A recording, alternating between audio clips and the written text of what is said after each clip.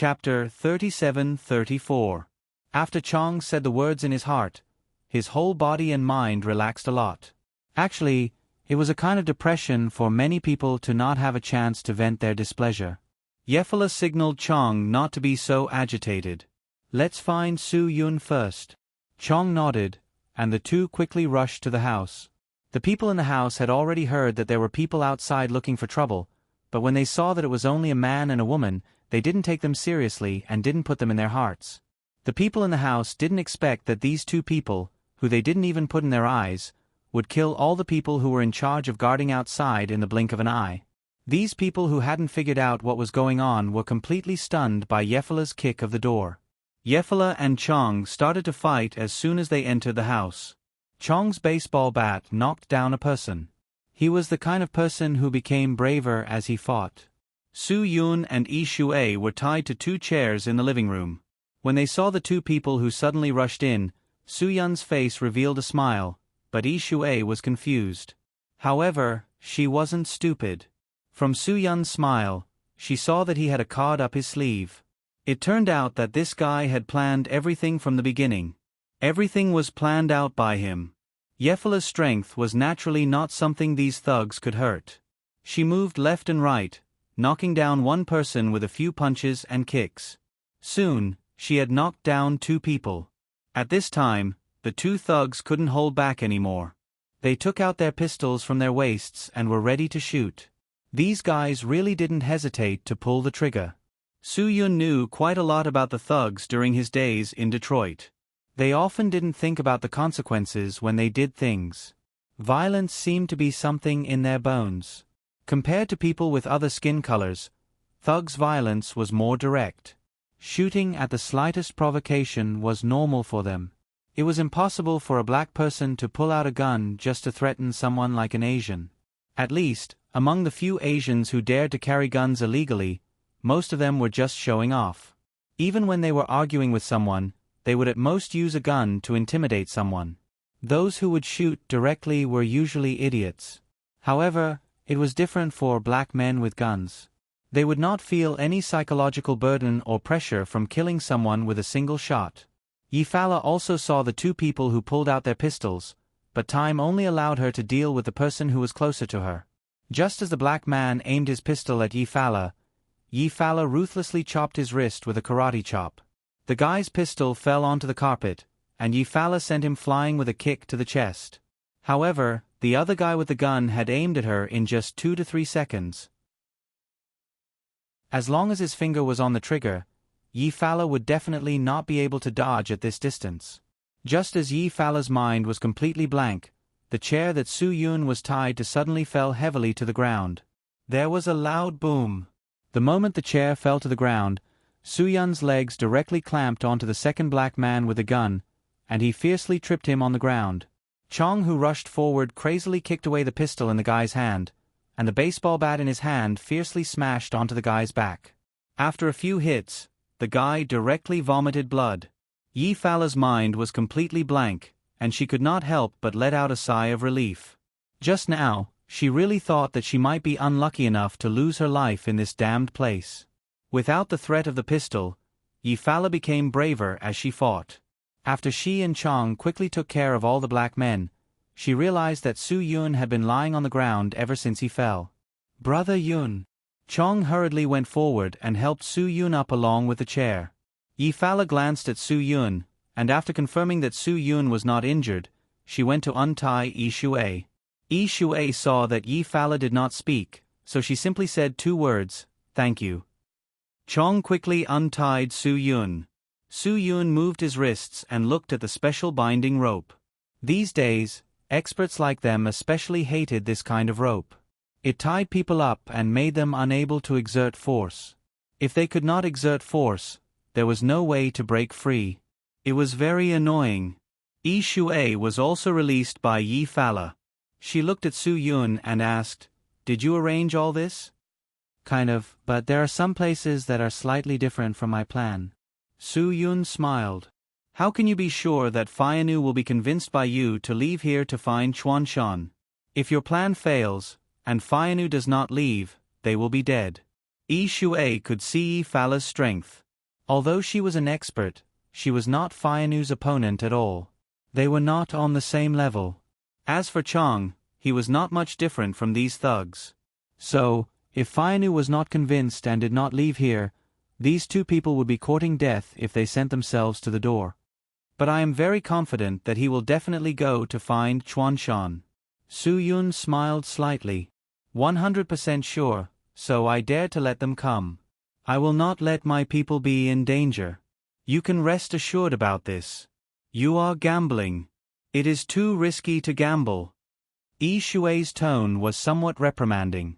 In this way, whether it was Yi Fala or Chang, they were somewhat unhappy.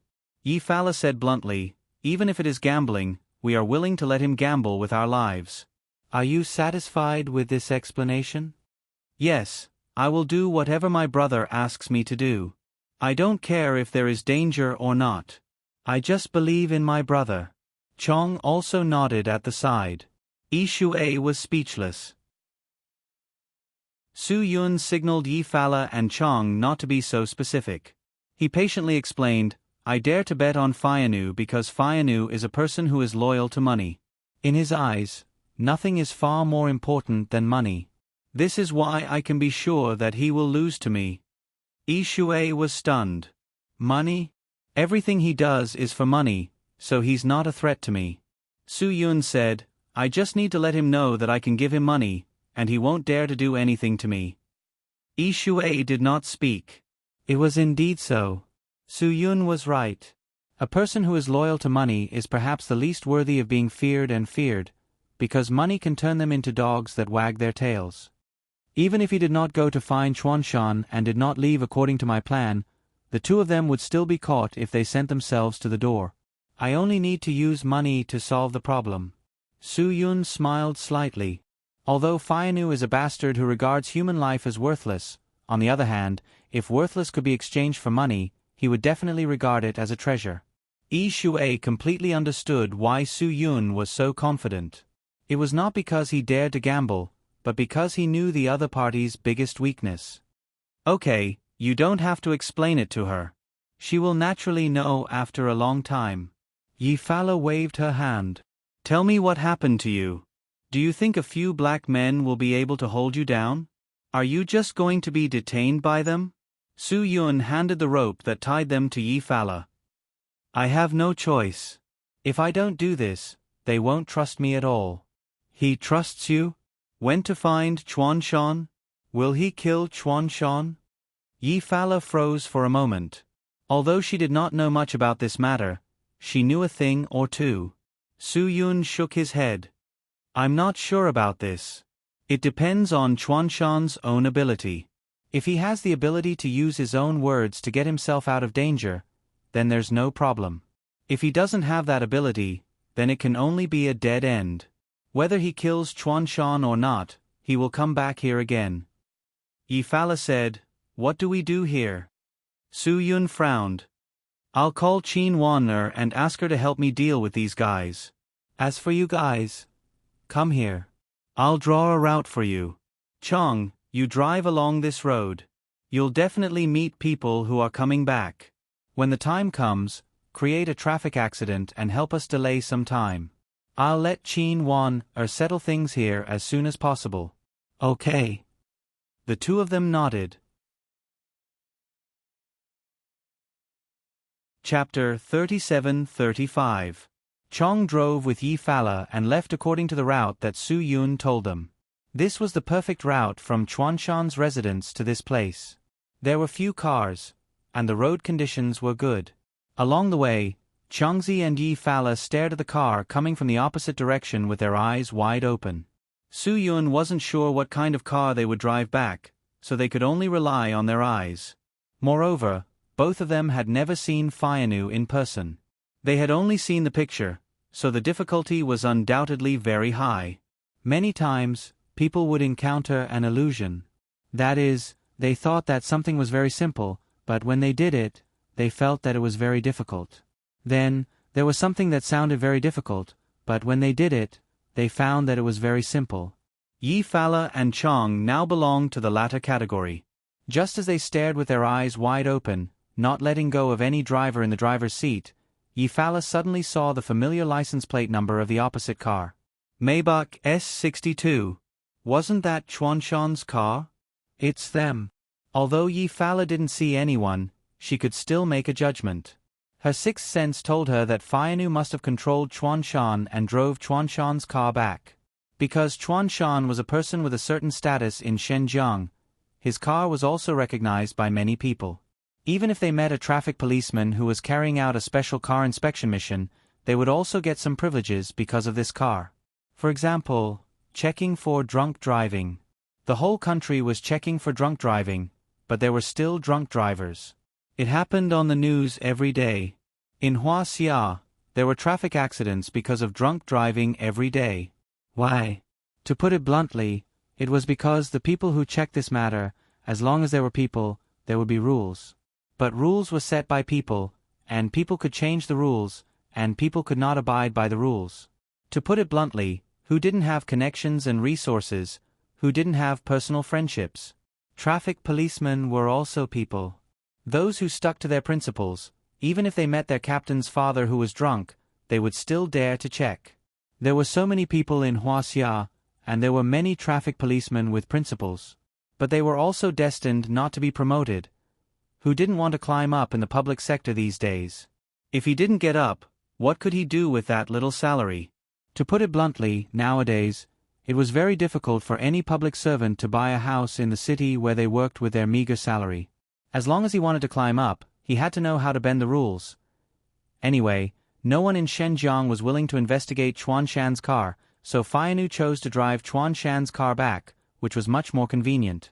Hit him, Yi Fala ordered. Chong did not care about anything else. He turned the steering wheel fiercely.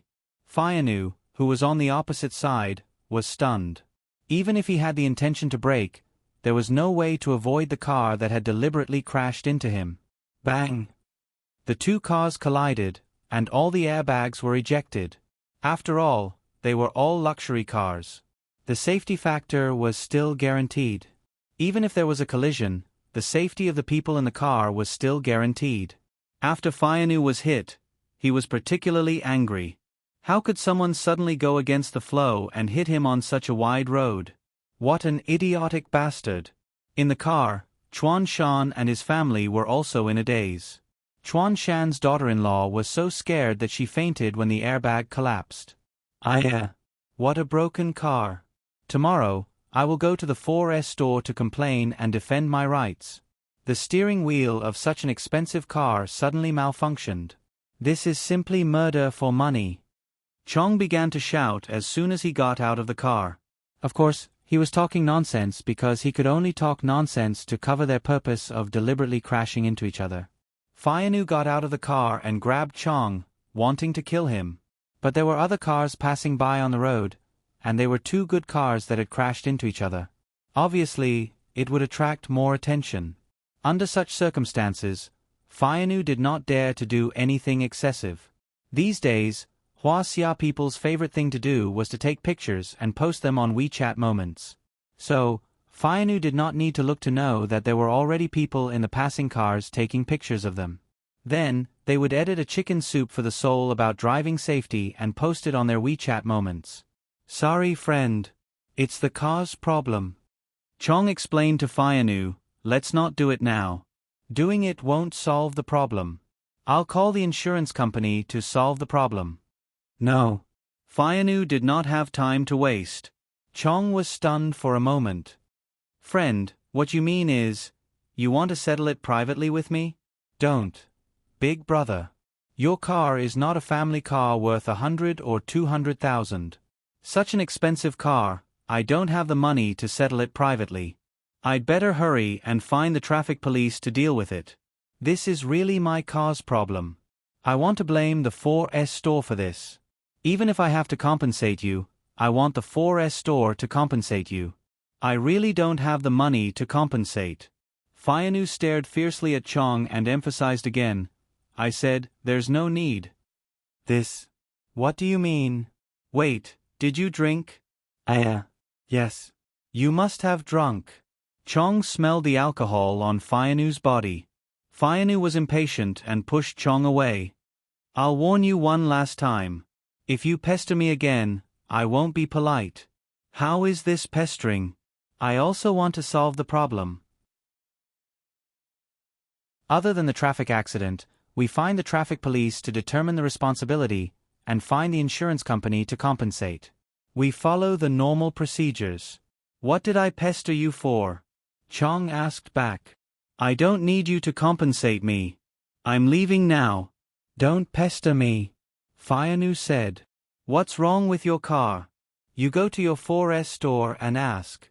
Chong shook his head and refused to agree. This won't do. No matter what happened just now, it's my responsibility. I should be the one to pay for everything. But now it's different. I smell it. You drank. This is interesting.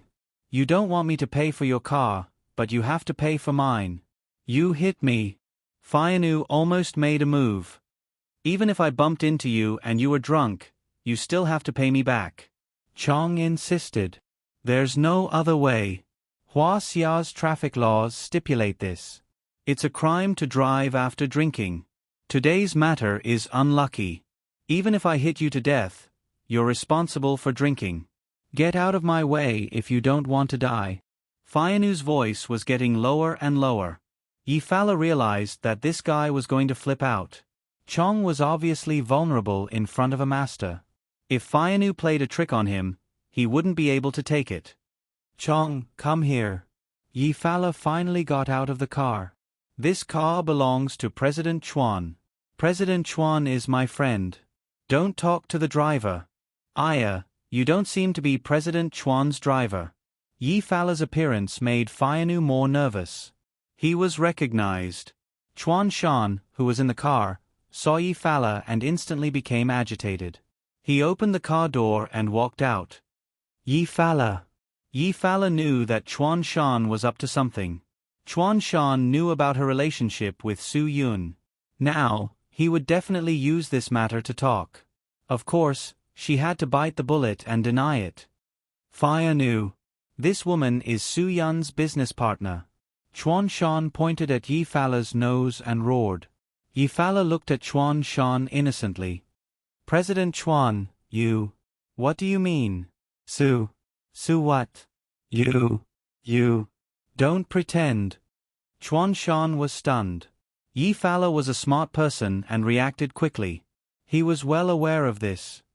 Don't try this. Don't deny it. Fianu frowned and looked at Chuan Shan and Yi Fala. He didn't know what tricks they were playing. President Chuan, I apologize for the car accident. I'm sorry. I will bear any compensation.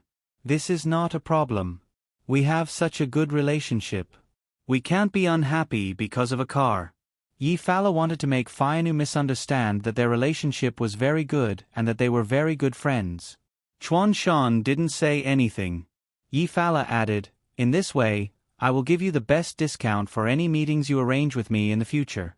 We have been good friends for so many years. Don't be angry. You. Don't talk nonsense. I mean, you obviously have a very close relationship with Su Yun. Chuan Shan glared. His words had already lost some organization. He was completely angry. Chapter 37-36. Yi Fala shook her head. President Chuan, what's wrong with you? Did the collision just now scare you? Why can't I understand what you're saying? You can rest assured that even if your driver drank, I won't trouble you. We have been friends for so many years. Don't you trust me? Chuan Shan now completely understood that Yi Fala wanted to make Fianu feel that they had a close relationship. She wanted Fianu to feel that he wanted to convey some information to Yi Fala that was unfavorable to Fianu. At this time, Chuan Shan had to explain. Fianu, don't listen to her. I'm not familiar with her at all. She said that on purpose, really. Don't listen to her nonsense. President Chuan, isn't this your driver? Are you in some trouble? Yi Fala deliberately said that. Fayanu was completely suspicious of Chuan Shan. He even suspected that Yi Fala was the person Chuan Shan had secretly sent a text message to in the car to help. All this made Fayanu feel that it was a trap. That's right. This must be a trap. Damn Chuan Shan. Even at this time, he still wants to play tricks with me. You want to play with me, don't you? I said that the consequences of provoking me are something you don't want to see.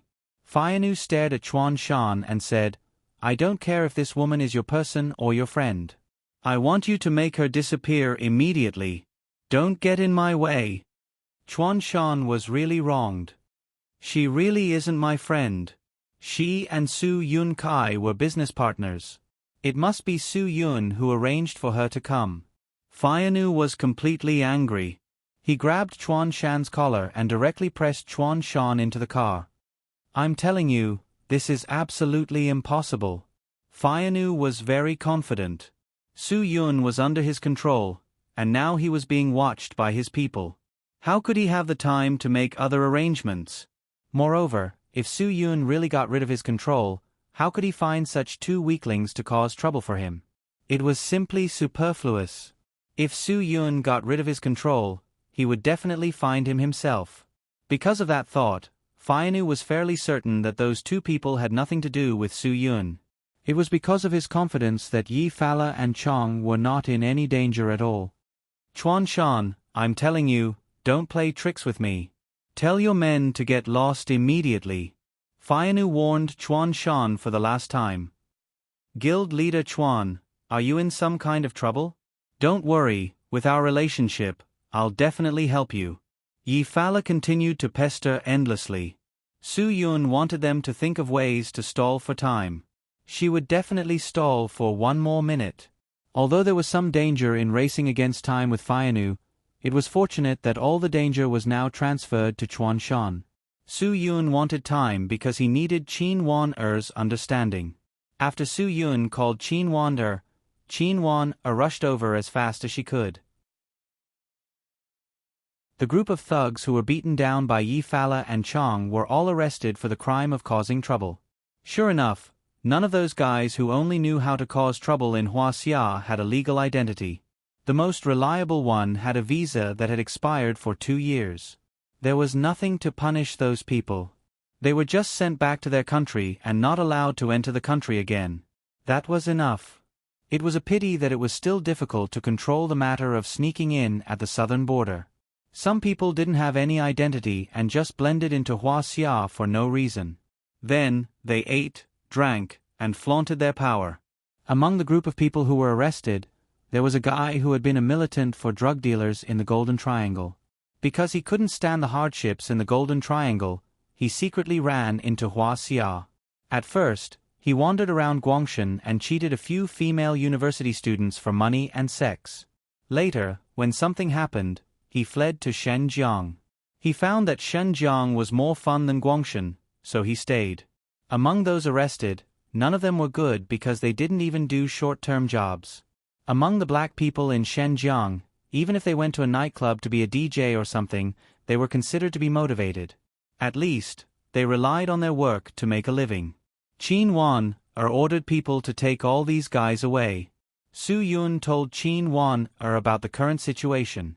After Qin Wan-er listened, she didn't make a decision on her own. Instead, she asked for Su Yun's opinion. Do you want me to mobilize the special police now? When Chuan Shan and Fayanu arrive, we can catch them all. No, you don't have to interfere with the things here. Su Yun said, I will leave Chuan Shan for you to deal with. As for Fayanu, this guy is a bit dangerous. I believe you certainly don't want your colleagues to risk their lives, right?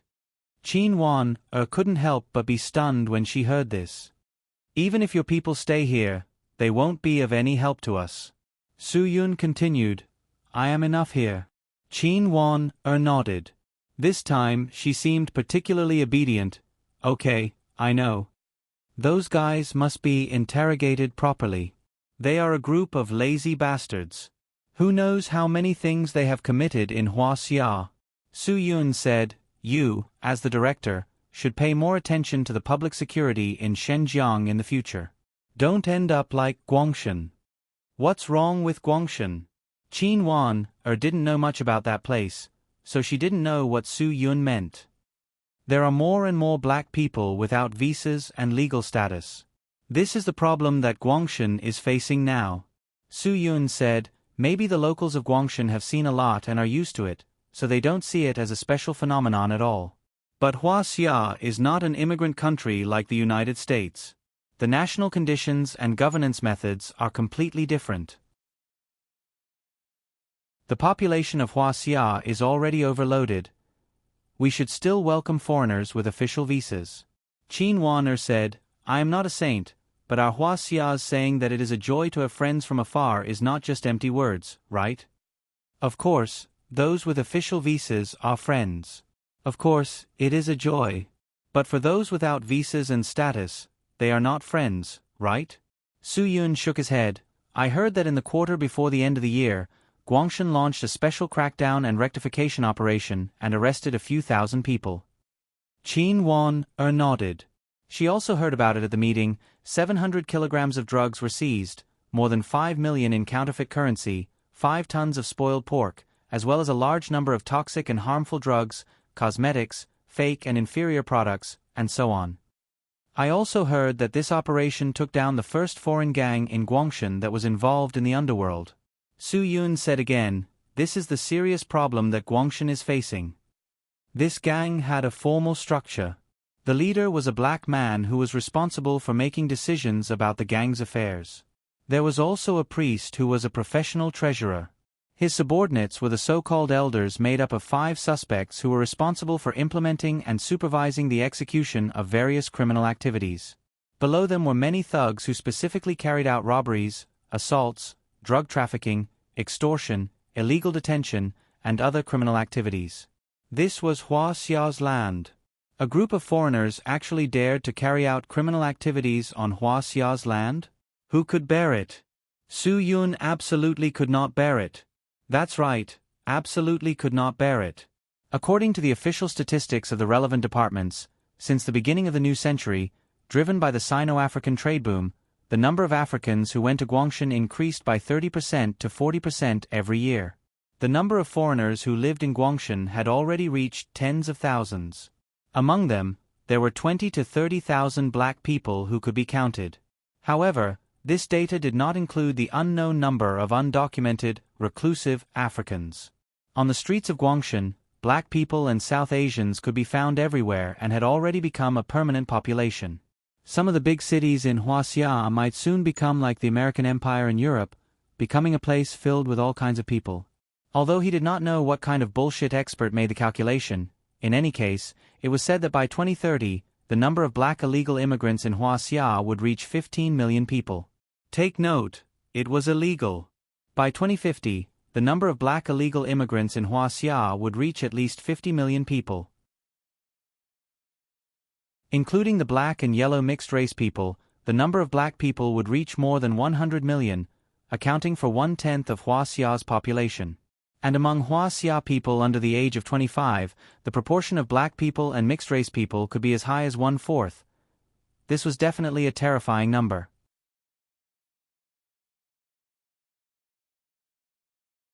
Chapter 37:37.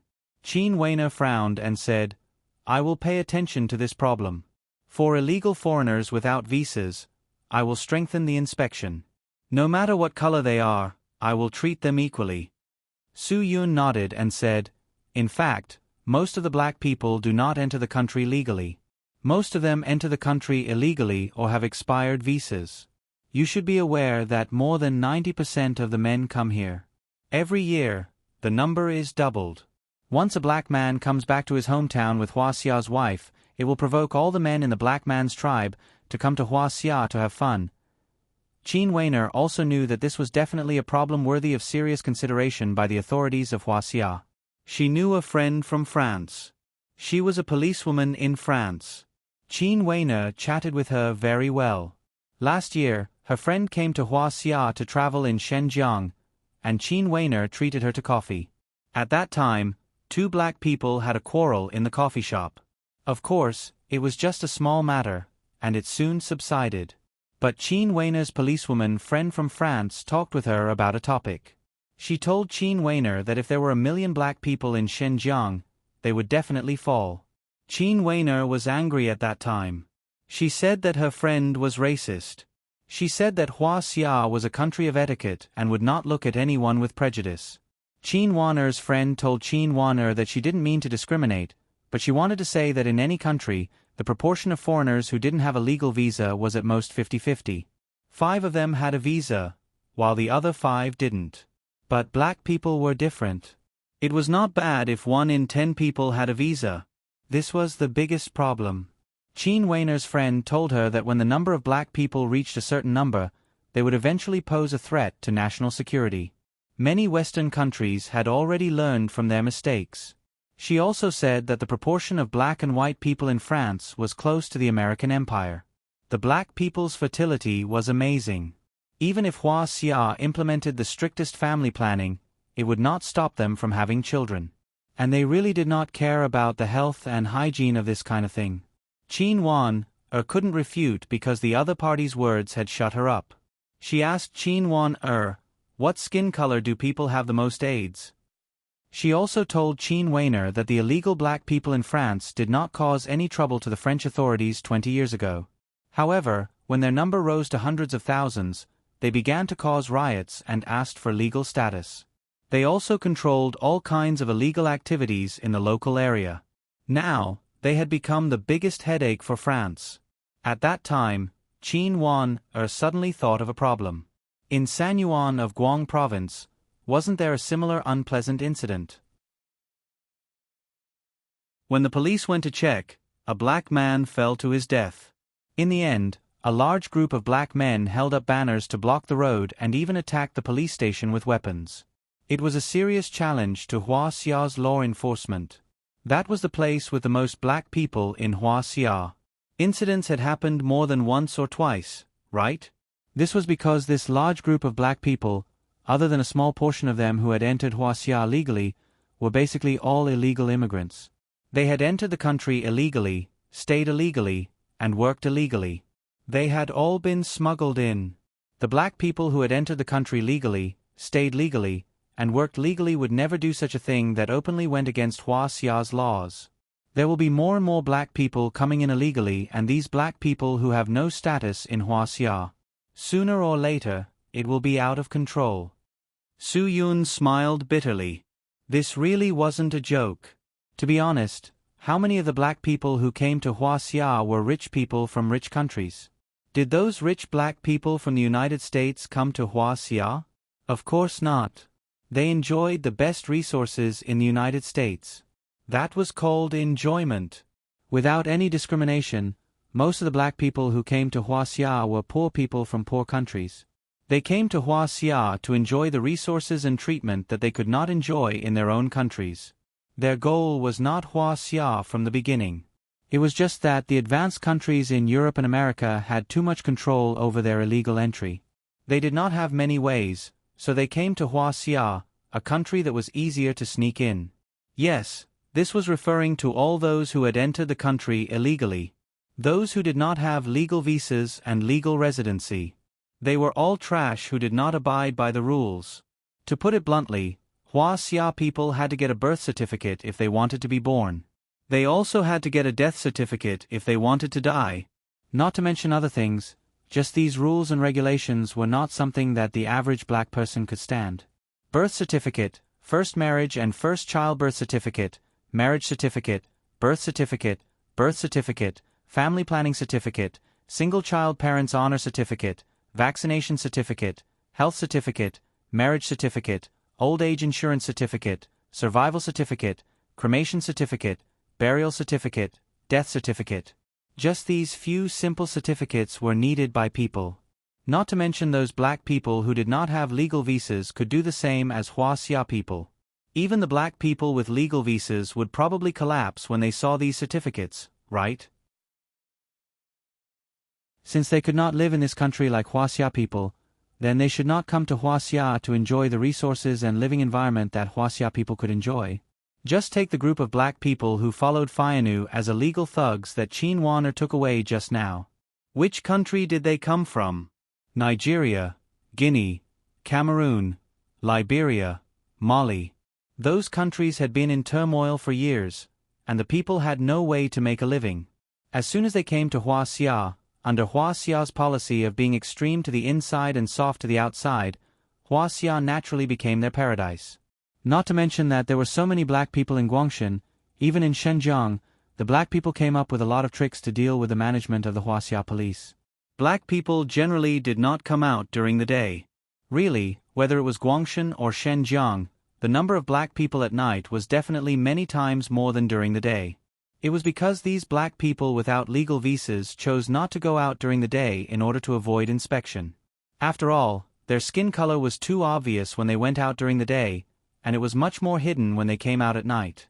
They wore black clothes and casually found a dark corner to stand still, as if they were invisible. The Hua Xia police basically got off work at night, and all the people who were sent out on duty were left with some temporary workers to keep up appearances. Therefore, some black people without documents could even lock themselves in their rooms for a few days in a row and survive on mineral water and instant noodles.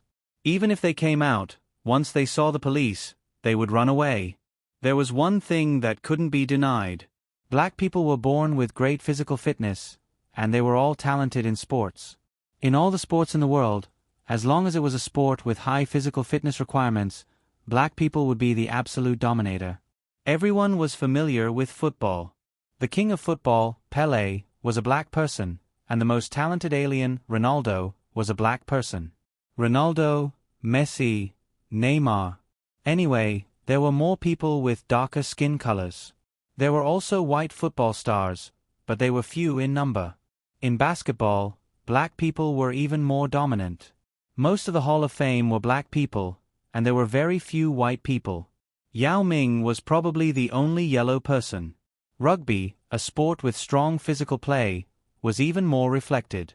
After all, football could make up for the lack of physical fitness with footwork, and basketball could make up for the lack of physical fitness with accurate shooting.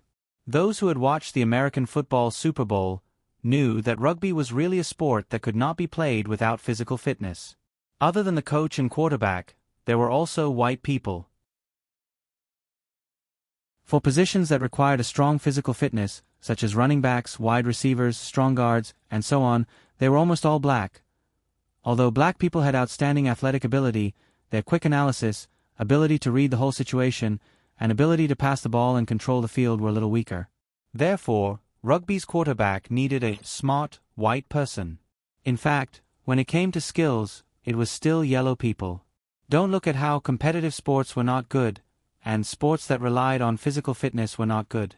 But for things like table tennis, diving, and other things that relied on IQ and fancy work, it was still yellow people who were good at them. This was the genius of God. Those with developed limbs were bound to have simple minds, and those with developed minds were bound to have poor physical fitness. However, physical fitness could be trained in the later stages, but the brain might be a little harder to train. Yellow people's physical fitness could not be compared to black people, and in Hua Xia's police force, there were a lot of people with big bellies and stomachs full of swill. It was even more impossible to catch an undocumented black person. At the same time, black people had a special skill.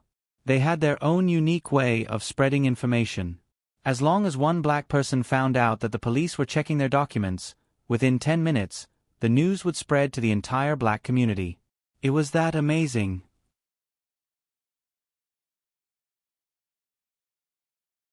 Chapter 37-38. Thinking of this, Qin Weiner felt a headache. Race was a very sensitive issue. In any country or place in the world, if there was discrimination against black people, it would be condemned. To put it bluntly, Hua Xia didn't lack haters, nor did it lack Virgin Mary bitches. Especially with Qin Weiner's professional identity, it was even more difficult for her to deal with this kind of problem. Even if the problem was solved according to laws and regulations, it would still attract public opinion. Although there had been a lot of principled leaders like Qin Weiner and Chen Wei in the entire police force, there were too many bad names left behind in the past few years. Everyone knew the scum of the police force that the country's leaders had taken down. Those who wore the police uniform were people, but when they took it off, they became animals. They made the industry a mess. Jean Weiner could now clearly understand that it wasn't easy. For example, when it came to black people, if she found out that a black person with a legal identity had contributed to Huaxia society and worked in Huaxia, she would treat him kindly. There would be Huaxia people who didn't like the look of them. They would say that they worshipped foreigners, were friendly to outsiders, and were fierce to their own people. If Jean Weiner investigated a black person who didn't have a third party and wanted to punish or deport him, there would be a group of black people who would say that it was racist. Anyway, it wasn't easy to make any decisions in this position. In fact, Su Yun's position represented the position of most normal Huaxia people. They didn't like black people, but they definitely didn't hate or discriminate against them. Most of them had the idea that if people didn't offend them, they wouldn't offend them. This was something in Huaxia people's bones. But now, a large number of black people had entered Huaxia, which would undoubtedly seriously affect their own lives and all aspects. The main point was that most black people couldn't do as the Romans did. They couldn't enter the country and ask about the ban. Huaxia people couldn't adapt to their living habits, and they couldn't accept too many outsiders competing with them for limited living resources. This wasn't a problem of how to accommodate, but a cultural difference, a difference in national conditions, and a problem of human customs and habits. When foreigners came to Huaxia, they would also complain about not being able to integrate into the lives of the locals, but that was for sure. They should have thought about it before coming. This was caused by cultural differences. Although the black culture was very long, there were few remnants of civilization, whether it was agriculture or industry. Only business, and speculative business at that, could be mentioned. What about Huaxia? 5,000 years of Huaxia culture. Huaxia was the habitat of the descendants of the dragon. 5,000 years. Moreover, the Huaxia civilization was the only civilization that had never been interrupted. As a citizen of the Huaxia, what he disliked the most was the black people touching and disrupting the Huaxia civilization. To be honest, I don't want too many foreigners to live in Huaxia. Qin Wan suddenly said, maybe it's because I'm more traditional. If I say this, people will definitely scold me for being racist, right? Su Yun shook his head. This is not racial discrimination, this is racial discrimination. If we can't face racial issues, it will be over when the country is destroyed. Qin Wan sighed and said, that's right. We have to face this problem head-on. If foreigners want to live in our place, they have to do as the Romans do. They have to adapt to us. If they want to keep their own habits, they can't be as reserved and low-key as us Chinese people. Maybe it's because they commit all kinds of crimes, such as stealing, robbing, cheating, that I hate them. Race doesn't distinguish between rich and poor, but it does distinguish between intelligence. Why can we yellow people admit that our physical fitness is not as good as the black people, but if we say that their intelligence is not as good as ours, then it becomes a form of discrimination? Is it not discrimination when the black people say that our physical fitness is not as good as theirs? Is there a problem when the yellow people say that their intelligence is not as good as ours? Can't it be? Based on what? In fact, the intelligence of the black people in Africa and Australia is far from being comparable to the yellow people. This is something that the whole world knows, right?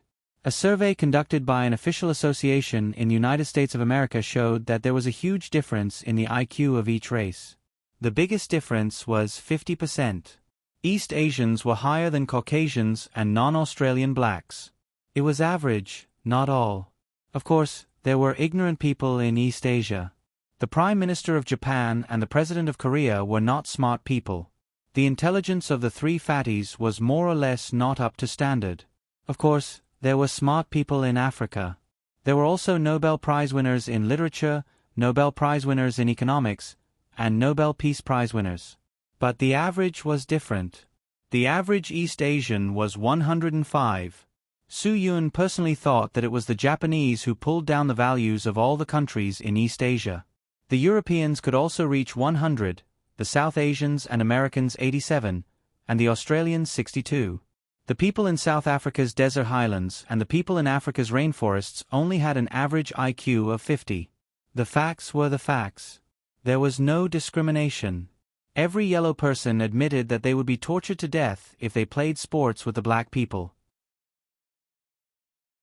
But any top student in high school could torture a mature black person in the field of mathematical Olympiad. This was something that the black people had to admit. It's mainly a matter of perception.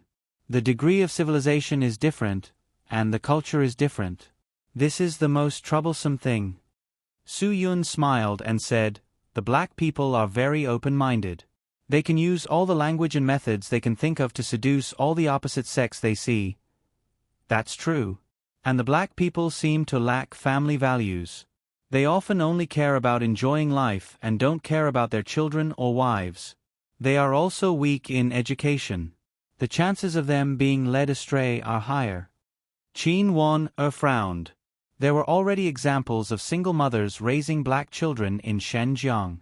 Almost half of the black children in the American Empire are illegitimate. The black people's fatherly love is really weak because they lack it since young. They don't have it when they grow up. Su Yun nodded. This was not an exaggeration. The current NBA superstar LeBron and Jimmy Butler were both illegitimate children without fathers. Butler was even kicked out by his mother at a young age because he was ugly. Would this be possible if it was Hua Xia? Let's not talk about other things. Let's talk about the internet. Some celebrities' children were ugly and not cute, but their parents were happy to show them off. It was not because they were short-sighted, but because the strong fatherly love and motherly love could cover everything. No parents would think that their children were not beautiful because there was enough love, and the love was strong enough. Hua Xia people were particular about blood being thicker than water. For their own flesh and blood, they could do anything. Therefore, there were a lot of spoiled children in Hua Xia. Even 70% of them were spoiled children. Su Yun dared to say that there were as many spoiled children in Hua Xia as there were illegitimate children without fathers among the black people. The difference in thinking between the two types of people was too big. If Hua Xia did not want to become like the United States, where black children without fathers committed crimes, stole, and even killed and raped everywhere, then they should deal with the non-foreigners as soon as possible. Let the officials of the relevant departments do a little more. If they could not even deal with such a trivial matter, how could they be shamelessly paid? That was the tax money of the people of the whole country. It was for them to take the money to eat and work well to serve the people, not to feed the fat in their bellies without doing anything. Forget it. This matter is not something that you and I can solve. I can only hope that the country will pay attention to it. Qin Wan shook her head. I will leave it to you here. I will go back and interrogate these people first. Su Yun nodded. Well, you go. You can rest assured that I am here. I will never let Chuan Shan run away. Qin Wan smiled. She already had unconditional trust in Su Yun. Leaving things to Su Yun to deal with made her feel more at ease than dealing with it herself. See you later. Qin Wan left the team, leaving Su Yun and Yi Shuai at the scene. Although Yi Shuai was not seriously injured, she had no fighting power. When Fianu came back, everything could only be left to Su Yun. Yi Shuai looked at Su Yun. She wanted to say something, but she couldn't open her mouth. Su Yun soon found that Yi Shuai wanted to say something but stopped. He smiled and asked, "Do you have something to say?"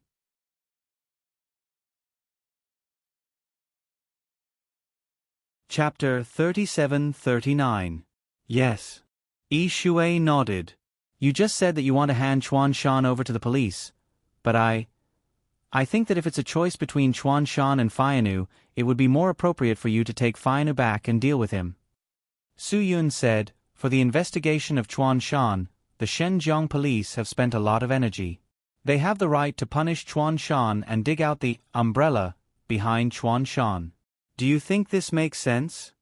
Yi Shuai knew that everything Su Yun did was for the sake of the majority of people. In fact, it's the same for me no matter which side Chuan Shan is handed over to you. It's enough for the evildoers to finally get the evil results. Su Yun smiled. I don't care who punishes them, as long as they get the punishment, but I will consider who is more suitable to be the punisher. I understand what you mean, Yi Shuai said. No one was more suitable to be the punisher of Fayanu than the hunter school, and no one was more suitable to be the judge of Chuan Shan than the relevant agencies of Huaxia. It was like a cat catching a mouse. If it was a dog catching a mouse, it would give people a feeling of meddling in other people's business. Although Fayanu must have done a lot of bad things in Shenzhen and must have touched the red line of Huaxia's law many times, it was only right and proper for Huaxia's law to punish him. No one could say no. But Su Yun still felt that it was more appropriate to hand Fayanu over to the hunter school to punish. It was still the same example. A dog could also kill a mouse that came to steal rice from the house. It was the dog's duty to guard the house, but if there were cats, catching mice should be the cat's job. It didn't matter if the cats had been domesticated and had lost their ability to catch mice, but this was the case. If you can understand, then I really have to thank you. Su Yun said lightly, I believe that you can give Fayanu the punishment he deserves. I also hope that you can believe that Huaxia's law can give Chuan Shan the punishment he deserves. I hope so, Yi Shui said. But if Huaxia's law can't give Chuan Shan the punishment he deserves, our hunter school will have our own means to deal with this matter. Su Yun was stunned. Yi Shui continued, because Chuan Shan is the mastermind behind the whole totem virus incident, he is a target that the hunter school will not let go of.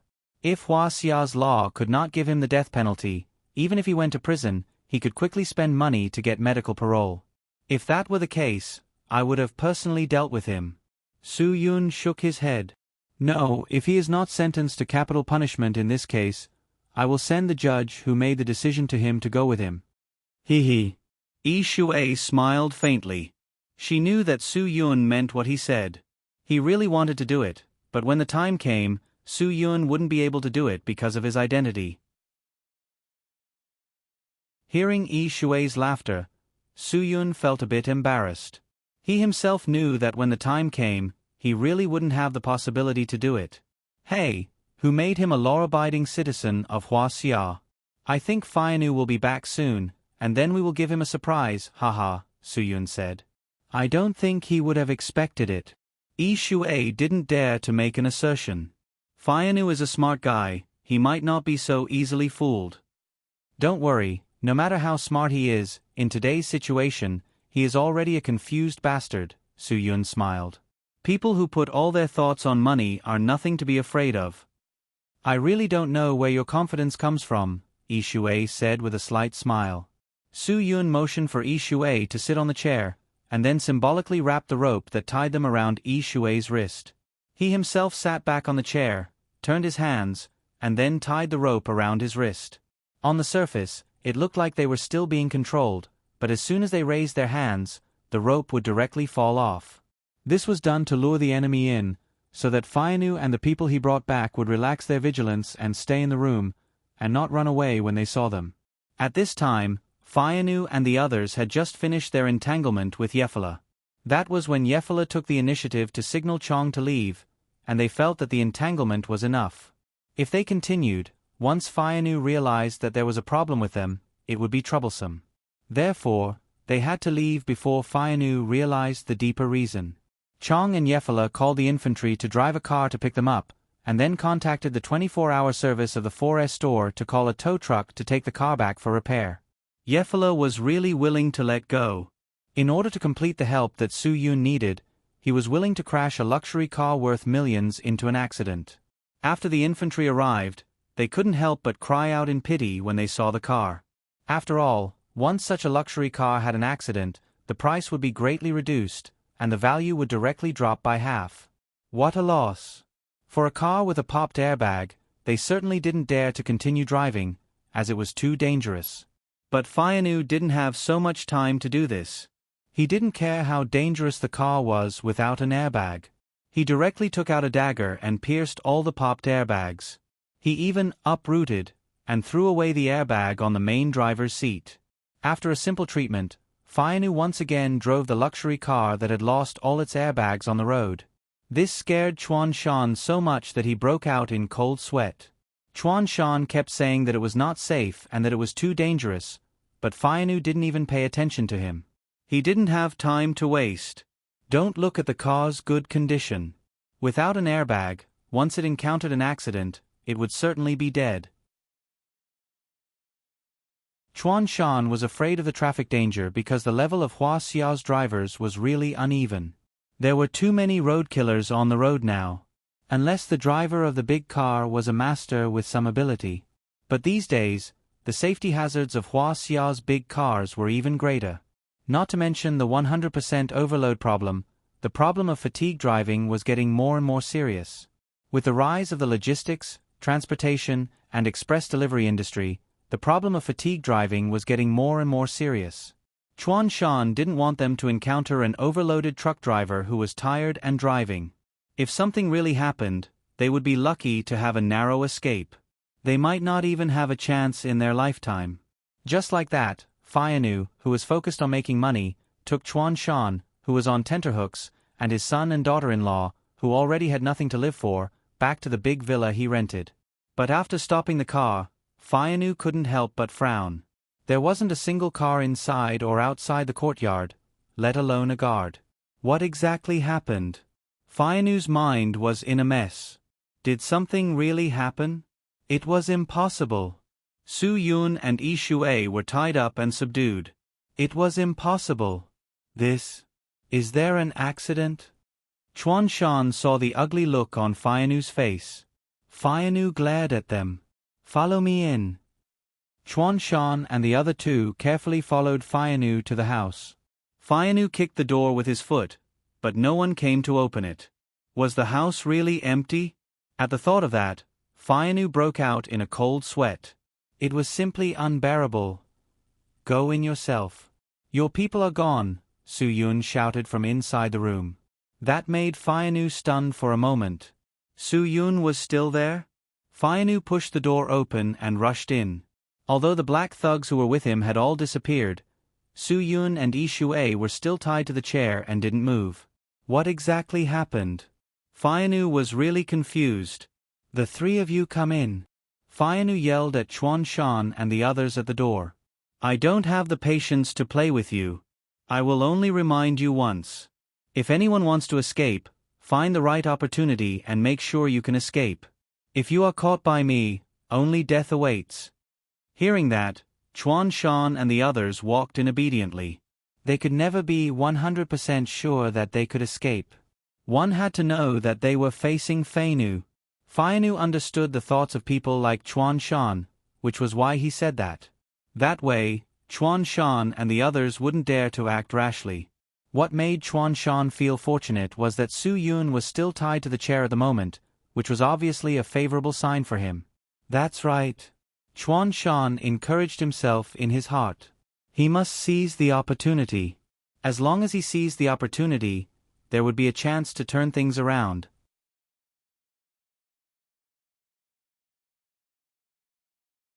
Chapter 3740. Su Yun. Chuan Shan suddenly yelled angrily. If you don't return the money to me today, I will pull out your tendons and skin you alive. Chuan Shan hoped to be prejudiced by first impressions and put his identity and position on an equal footing with Fianu. That would at least have a psychological deterrent to Su Yun, and it would also give Fianu some behavioral hints so that he would be more biased towards him on certain matters. Chuan Shan, who was proficient in playing games, had the confidence to turn things around. However, Su Yun's words extinguished his confidence. How much do you want from me? 3 billion. Su Yun smiled disdainfully. I can only give you 3 billion to save your life? How much can you give him? 100 million? 200 million? Or 300 million? You can't give him all of it, right? If you give him all of it, then what are you playing at? But I dare to give him all 3 billion, and at the same time, I can take the lives of 3 of you. Chuan Shan was speechless, and his heart felt a dull pain from Su Yun's words. The legend couldn't help but swallow his saliva. It would be a lie to say that he wasn't afraid. Of course, he was afraid of death. We are willing to give more. We will give up the 3 billion, and pay an extra 100 million. We want to kill you. There was tension in the legend's voice. Su Yun said disdainfully, Then do it. I am going to die anyway. Why should I give you the 3 billion? Since you want to kill me, then don't even think about the money. You. Enough. All of you, Shut up. Chuan Shan still wanted to argue, but Fianu interrupted their conversation with a roar. This is my territory. It is not up to you to arrange things for me. All of you are my prisoners. Don't think that you can order me around. Do you understand? Fianu, being a prisoner is only for those who have no money. Money will always be your boss. Can you deny that? Su Yun smiled. Fianu looked at Su Yun and said coldly, You want to be my boss? Haha. First, tell me where my men have gone. You should call them and ask them, Su Yun said. As far as I know, these people are basically unorganized and undisciplined, right? They're all your people. You know them better than I do. I asked them to stay and watch over you. They can't just leave you here. You must have played some kind of trick. Fianu looked at Su Yun in an aggressive manner. That's right. He must have played some tricks. He's a guy who's especially good at playing tricks. Chuan Shan added. Su Yun showed an indifferent look. If you really think so, then I have nothing to say. What the hell did you do? Fianu continued to interrogate. Yi Shui, who had been silent all this time, said, You should really ask your own people. The person in charge you arranged received a call and then left with everyone. You can't blame us for this. Fianu sucked in a cold breath. Fianu knew a little about those guys. Su Yun was right. They were indeed a group of people who were unorganized and undisciplined. They didn't have any sense of responsibility, and they didn't care about rules and requirements. Otherwise, they wouldn't have sneaked to Hua Xia. These days, non-Australian blacks like to go to Hua Xia, and South American blacks like to go to North America. It wasn't a secret at all. They really didn't have any organization or discipline. Fianu was a South American, so he was particularly clear about the mentality of those people. At first, there were many people around him who were talking about how to sneak into the American Empire from the border of Mexico or the Gulf of Mexico. Those who had this idea were generally people who didn't pay attention to the rules. People who didn't pay attention to the rules were difficult to be bound by orders. Hua Xia was actually very friendly. For those who illegally entered Hua Xia, they had never taken any measures to punish them. In the American Empire, there wasn't such good treatment.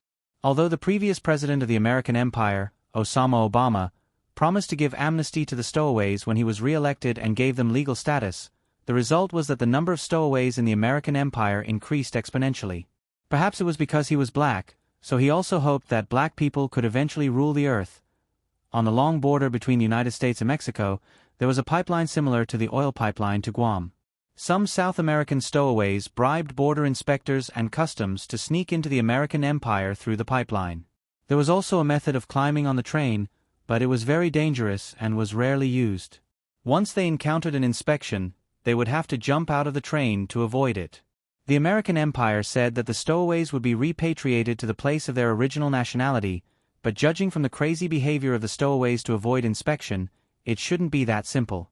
Perhaps the American Empire's methods would be more ruthless. There was a photographer who had shot a series called The Other Side of the American Dream, and those photos were shocking to the eye. The people in the photos in that series were basically from El Salvador, Honduras, Guatemala, Nicaragua, and other countries. They escaped from their home countries where gang violence was rampant, economic chaos, and social unrest. But in the process of escaping, they were often beaten, raped, or had their limbs broken. Some of the illegal stowaways were injured on the freight train called Beast that passed through the country of Mexico. Some of them had their arms broken, and some of them had their limbs broken. When they encountered an immigration officer for inspection, they would jump off the train, and their bodies would be smashed to pieces. She would rather smash herself into pieces than be found out by the Immigration Bureau. She must be trying to avoid a punishment worse than smashing herself into pieces, right? Fianu was disgusted by some of the practices of the American Empire. On one hand, they said that they would treat the illegal stowaways well, that they would have a dry foot policy, and that since they were standing on the soil of the American Empire, they should give them good policies. But in fact, what did they do? Only those who had really experienced it knew what kind of life they had experienced. The illegal entry of the American Empire relied on illegal work to survive. Because the laws of each state in the American Empire were different, it was the most chaotic and complicated legal system. Every year, there were nearly 1 million illegal entries in the American Empire who relied on illegal work to survive. Many big cities had agencies that specialized in hiring illegal workers. It was easy to find illegal work, and most of the state governments turned a blind eye. The illegal stowaways of the American Empire were not as ostentatious as Hua-Xia. They were afraid of being caught. Once they got into trouble, the outcome would be tragic. In Hua-Xia, there was no need to worry about these things happening at all. Hua-Xia people would not really mistreat them. Some women who entered the country illegally were easier to get an identity, get pregnant, and have children. They did not care who the father of the child was, especially some black people. They had children for one purpose, and that was to get the citizenship of the American Empire. Everyone knew that as long as they were born in the American Empire, they could get the citizenship of the American Empire. Then, these mothers who did not have legal status could follow the legal status of their children to get their own legal status. This was also the reason why so many rich people in Hua-Xia, big stars, or children of officials liked to go to the American Empire to give birth to their children. In any case, Hua-Xia was the country with the least severe punishment. It was the country that treated foreigners the friendliest. This group of bastards who came to Hua-Xia dared to cause trouble in Hua-Xia. In Hua-Xia's words, they were people who did not want face when given face, but when given some sunshine, they would be so bright that they did not know which country they were from. Fianu dialed a phone number. If these bastards who had been spoiled by Hua-Xia's friendly treatment dared to go out and cause trouble today, he would definitely not let them go. The phone was connected, but it was indeed the voice of a man from Shenzhen that came out. "Hello? Who are you?"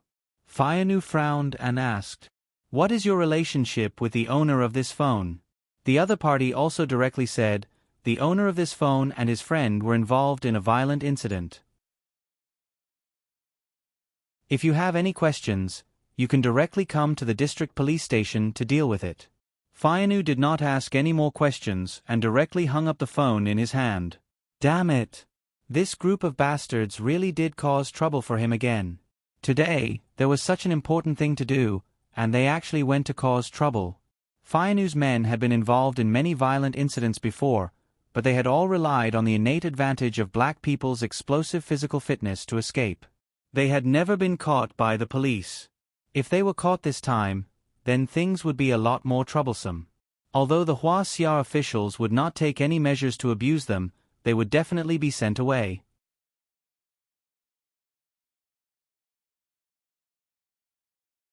Chapter 3741. What's wrong? Did you run into some trouble? Su Yun asked knowingly. Do you want me to help you solve it? My connections here are quite strong. I can solve it. Chuan Shan quickly interrupted. You can leave this to me. You can ask who caught them, and I'll help you contact the relevant leaders. I can definitely release your people. This was a good opportunity to flatter, and Chuan Shan absolutely couldn't let it go. President Chuan, although you and I are not natives of Shenzhen, you have been in Shenzhen much longer than I have. Su Yun said, your power should be greater than mine. I don't even need to ask who caught them. I can find out by making a phone call. Do you still need to ask so many questions? In the face of Su Yun's questioning, Chuan Shan's face became more and more unsightly. I can improve efficiency this way. Chuan Shan stared. I can solve the problem faster and better. Why don't we both make a phone call at the same time and see who can solve this faster? Su Yun provoked. Chuan Shan hurriedly said to Fianu, don't listen to him. He must be looking for an excuse to let you untie him. This must be his trick. Don't be fooled. He can't have such a strong network in Shenzhen. Su Yun saw Chuan Shan's worried look and couldn't help but laugh. My power is beyond your imagination. Nonsense. Nonsense. Chuan Shan roared twice. Both of you shut up. I don't need you to do anything. Fianu looked particularly calm. What does the fate of that group of trash have to do with me? They caused the trouble themselves, so let them deal with it themselves. I don't have the obligation to solve their problems for them. Su Yun made a bitterly disappointed expression. No way, are you that cruel? They are your compatriots. You are all of the same race. I am not the same as them. Fayanu stared at Su Yun. He was a South American, and those black people were from Australia and Africa. Although they were all black, Fayanu didn't think of them as the same race. Indeed, he had no obligation to take care of those troublemaking bastards' funeral. Fayanu, now is indeed not the time to deal with those bastards. What we have to deal with now is the problem in front of us, Chuan Shan said. Help me get my money back. I'll help you get your money back? Perhaps Fayanu was upset because of the trouble caused by his men. As soon as he heard Chuan Shan speak, he slapped him. Chuan Shan had never thought that Fayanu would dare to hit him. He was dumbfounded. Did you not understand what I just said? Fayanu said to Chuan Shan in an almost ferocious tone, I warned you not to think that you are my boss. Now, you are all my prisoners. In the past 20 years, no one had dared to treat Chuan Shan like this. Chuan Shan endured the remaining heat on his face ashen. If he had the chance, he would definitely skin this guy alive. He definitely would. Chuan Shan took a deep breath and tried to calm his emotions as much as possible. He kept telling himself that he could not be angry. He absolutely could not be angry. He must suppress all the irritation in his heart. Now, he was not qualified to fall out with Fayanu, but as long as he could make a comeback, he would definitely make Fayanu pay the price for that slap. Revenge must be taken. Chuan Shan had always done that over the years. Chuan Shan raised his head and looked at Fayanu with a smile on his swollen face. You are right. We are indeed not qualified. It is my fault. Fayanu was stunned. He really did not think that Chuan Shan's attitude could be so humble. Don't go too far. The legend knew that his father had never been so wronged. Fayanu, think clearly. If you do something to us for his money, can you still survive in Shenzhen? Do you know what my father's status is in Shenzhen? Fayanu was a person who could be persuaded by reason but not cowed by force. Hearing the legend yelling, he was upset. Of course I know, but I also warn you that I can't live without Shenzhen. There are many places I can go. Not to mention Shenzhen, there is no place for you in the whole of Huaxia. The legend said aggressively. Fayanu's face showed a cold smile. Is that so? But do you know how many countries there are in the world? I can live in any country. The legend was stunned on the spot. I am not a piece of trash like you, who can only beg for food after leaving me. Fayanu said disdainfully. If you know what kind of living environment I grew up in, you will know how big the gap between us is. The legend swallowed his saliva and did not dare to speak again. The legend believed that what Fayanu said was true. This kind of person could indeed survive anywhere, unlike a piece of trash like him. Don't you blush when you say this? Yi Shui's voice sounded again. She did not intend to say any nonsense, but after hearing Fayanu's words, Yi Shui could not help it. Fayanu was stunned for a moment. He wanted Yi Shui to shut up, but when the words reached his mouth, he could not make a sound. Do you still remember the living environment you lived in? If the principal had not taken you out of that damn place and taught you everything you have now, would you still be able to say this? Yi Shui sneered. If it were not for the principal, you would also be a piece of trash like him. No, he is much better than you. Although he is a piece of trash, he has a good father. If you did not have the principal's help, you would be a piece of trash without a father. Piece of trash. A piece of trash without a father. These words were like a sharp knife, fiercely stabbing into Fayanu's heart. This was what Fayanu did not want to hear, so he felt particularly awkward after hearing it. You'd better not talk anymore. Fayanu glanced at Yi Shui. There is nothing for you to do here. Yi Shui snorted. Nothing for me to do. Do you know why I have my eyes on this guy, Chuangshan? Fayanu was stunned for a moment and frowned, somewhat puzzled. Before, he He had not thought that Yi Xue's goal was Chuangshan. Now that Yi Xue said so, he was really surprised. Chuangshan was also a bit at a loss. He had never seen this woman before. Did she have any grudges? Impossible. Chuangshan really could not think of any grudges he could have made during this time. He was already preparing for his departure from Huaxia. It was impossible to offend anyone. During this time, only Su Yun had offended him. He did not have any other enemies. Who are you? Chuangshan looked at Yi Xue, puzzled. Yi Xue stared coldly at Chuangshan. Of course you don't know me, but you should know Tuo Tong, right?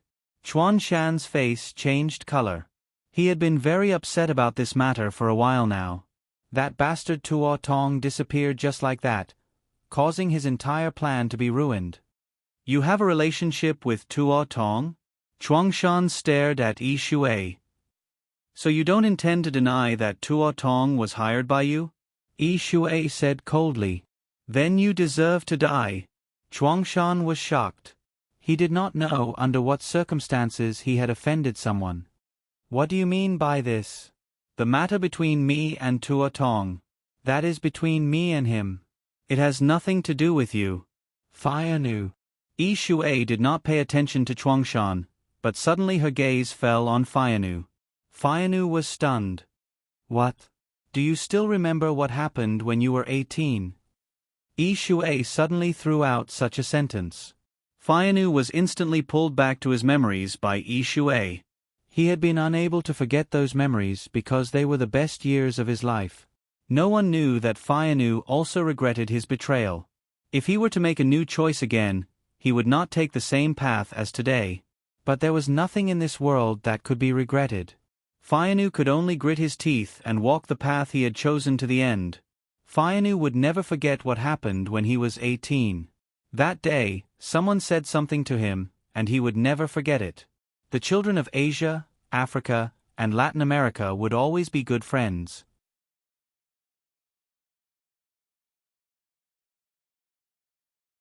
Chapter 3742. That year, Fianu and a few friends of his age went to complete a mission together. During the mission, Fianu was discriminated against many times by the local residents because of his skin color. This cast a shadow in Fianu's heart because he had never encountered such things during his time in the hunter school. In that place, no one would treat him differently because of the color of his skin. Everyone was equal. When Fianu really faced discrimination in society, it was inevitable that a kind of morbidity would develop in his mind. This morbidity had a great impact on him later. During that mission, because he had been suppressing his psychological problems, his mind was disturbed, so he almost died.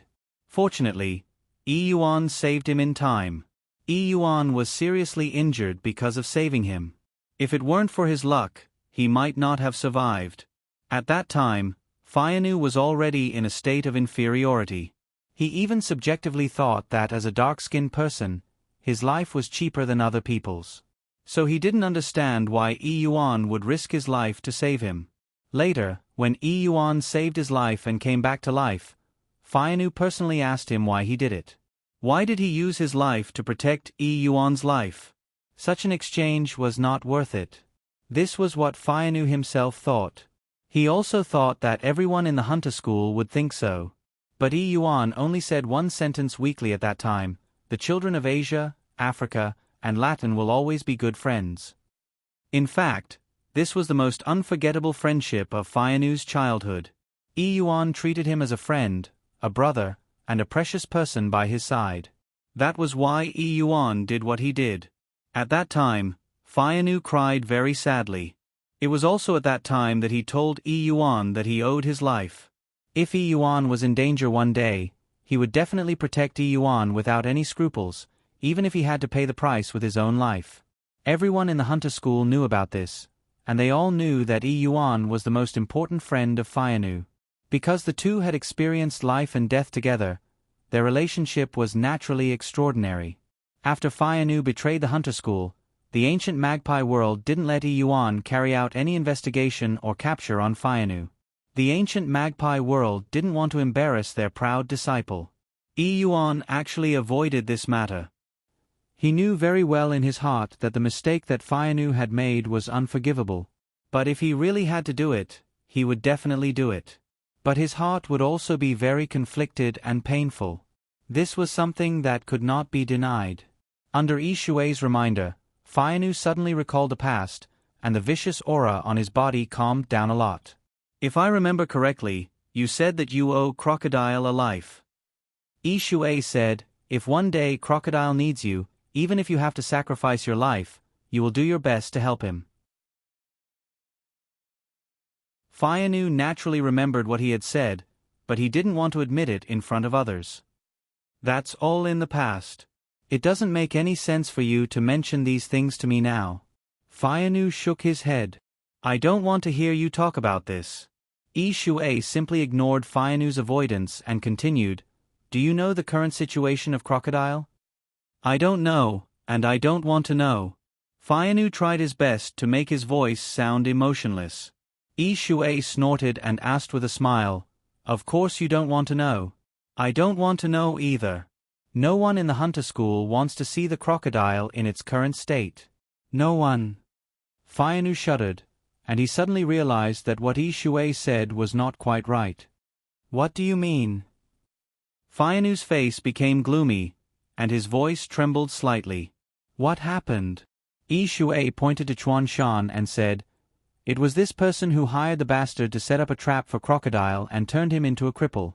Whether or not he can stand up and walk with his own legs in the future will be a problem. Fayanu only felt an inexplicable anger surge to his heart in an instant. Chuan Shan was a little confused. He didn't know anything about Crocodile. Tuo Tong naturally wouldn't tell him about these things.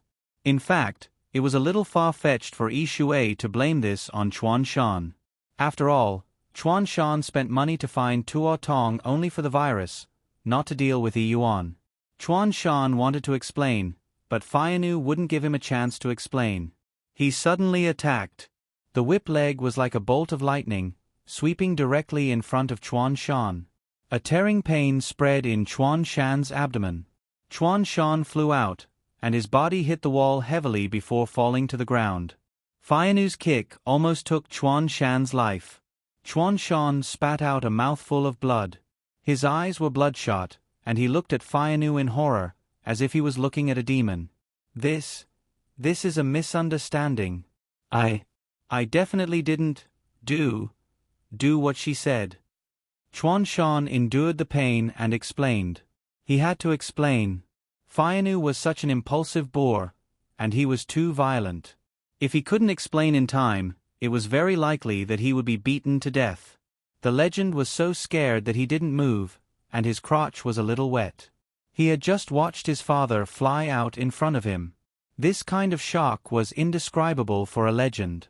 He was scared, and he was scared from head to toe. What the hell is going on? Fayanu stared at Yi Xue. Yi Xue sneered. I don't need to explain to you, so I don't need to lie to you. Chuan Shan and Crocodile have an inseparable relationship. If you don't believe me, I don't care. Of course I believe you. Fayanu knew what kind of person Yi Xue was. Since childhood, Yi Xue was a person who would never have anything to do with lies. Yi Xue would never lie, and anyone in the hunter school could be sure of that. I really can't believe that you can have such a reaction. Yi Xue said coldly. I thought you didn't remember what happened in the past. Fayanu narrowed his eyes. I owe Crocodile my life. Crocodile only has half of his life left, Yi Xue said stiffly. Yi Xue said stiffly, if he can't recover after a while, I'm afraid he won't even want to live anymore. You should still have an impression of his character and temper, right? Fayanu took a deep breath. He deeply regretted what happened to Yi Yuan. But what could he do now? He seemed to be unable to do anything. He had no way to help Yi Yuan solve his current problem, and he couldn't even look at him. This was something that Fayanu would inevitably regret, so the only thing he could do was to kill Chuan Shan. He would use Chuan Shan's life to send his regards to Yi Yuan. That was the only thing Fayanu could do now. When Fayanu suddenly turned his head to look at Chuan Shan, Su Yun shouted, Not good. Fayanu had the intention to kill, but at that moment, Su Yun didn't have enough time to stop him. Fayanu turned around and strode forward, heading straight for Chuan Shan. Chuan Shan was stunned for a moment, completely unable to react to what Fayanu was going to do. However, in the blink of an eye, Chuan Shan was directly grabbed by the throat by Fayanu and pressed heavily against the wall. Chuan Shan desperately grabbed Fayanu's hand with both hands, trying to fight for a gap in his throat that was being grabbed. However, Fayanu's hand was getting tighter and tighter, and the more he grabbed, the tighter it became. Chuan Shan didn't have any chance to breathe at all. At the same moment, Su Yun also made his move. He no longer pretended that he was still bound and controlled, and stepped forward to try to stop Fayanu. Fayanu clearly felt a gust of cold wind behind him, and he realized that Su Yun had tricked him. But at that critical moment, Fayanu didn't intend to let Chuan Shan go, and his fingers completely exerted force. Crack! Chuan Shan's neck was broken, and he died on the spot. Su Yun had promised Qin Wan that he would give Chuan Shan to her, because Chuan Shan still had a lot of value to be excavated. At least the forces behind him, those protective umbrellas, and those who had real power were too many. Once Chuan Shan died, those things would be like a kite with a broken string, forever flying out of the sky. It would be too difficult to catch them again. But everything was too late, and Su Yun had no way to change the current situation. Chuan Shan was dead, thoroughly dead. Even if the gods came, they would be powerless to save a guy whose neck had been broken.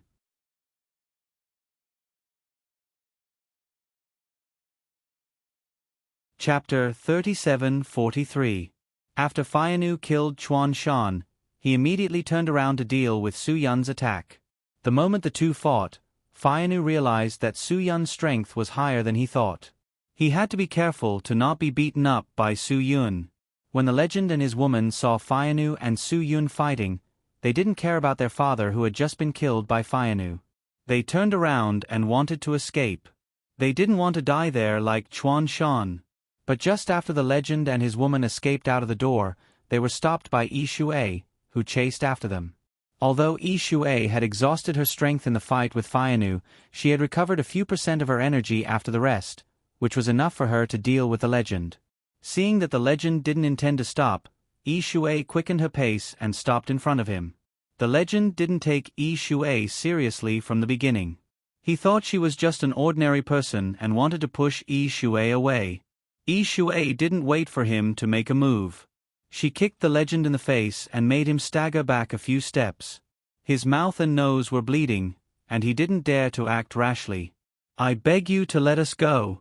This has nothing to do with us. It's my father's business. I don't know what he did. I really don't know anything. You should go to him if you have any grievances. It has nothing to do with me." The legend waved his hand repeatedly, indicating that all this had nothing to do with him. At this time, he didn't care about his father's life. If Chuan Shan's death could get him out of all the trouble, he would rather Chuan Shan die again. This was the legend's thought at the moment, and there was no emotion to speak of. "He is your father. How can you say such a thing?" Yi Shui was surprised. She didn't have a father. In her eyes, the principal was her father. Yi Shui couldn't do anything to betray the ancient magpie world in her life. The legend didn't think so. He just lost some money to Su Yun, but then he provoked Su Yun and continued to do things to get close to him. It was Chuan Shan. And finally, it was Chuan Shan who found such a horrible guy like Fayanu. The legend felt that all this had nothing to do with him. He had no reason to bear these damn things. Absolutely no reason. He was the one who did all of this. Why should I bear the consequences of his mistake? The Legend of Legends shook his head at Yi Shui. "If there is a grudge between you two, that's between you. It has nothing to do with me. Please let me go. I'm not like my father. I've never done anything against reason and nature." Yi Shui's face was only left with indifference. What was the meaning of Chuan Shan's life? In the end, he died, and even his own son did not have the slightest affection for him. "That's your father." Yi Shui shook her head. She was completely speechless at the person in front of her who could even give up on family. If he wasn't my father, I wouldn't have ended up like this, the legend said resentfully. His eyes were full of hatred and his voice was full of anger. Yi Shui suddenly remembered a story. It was a story of a mother who condoned her son to steal. Later, the son was arrested and hanged for stealing. In the end, the son did not have any regrets, only hatred.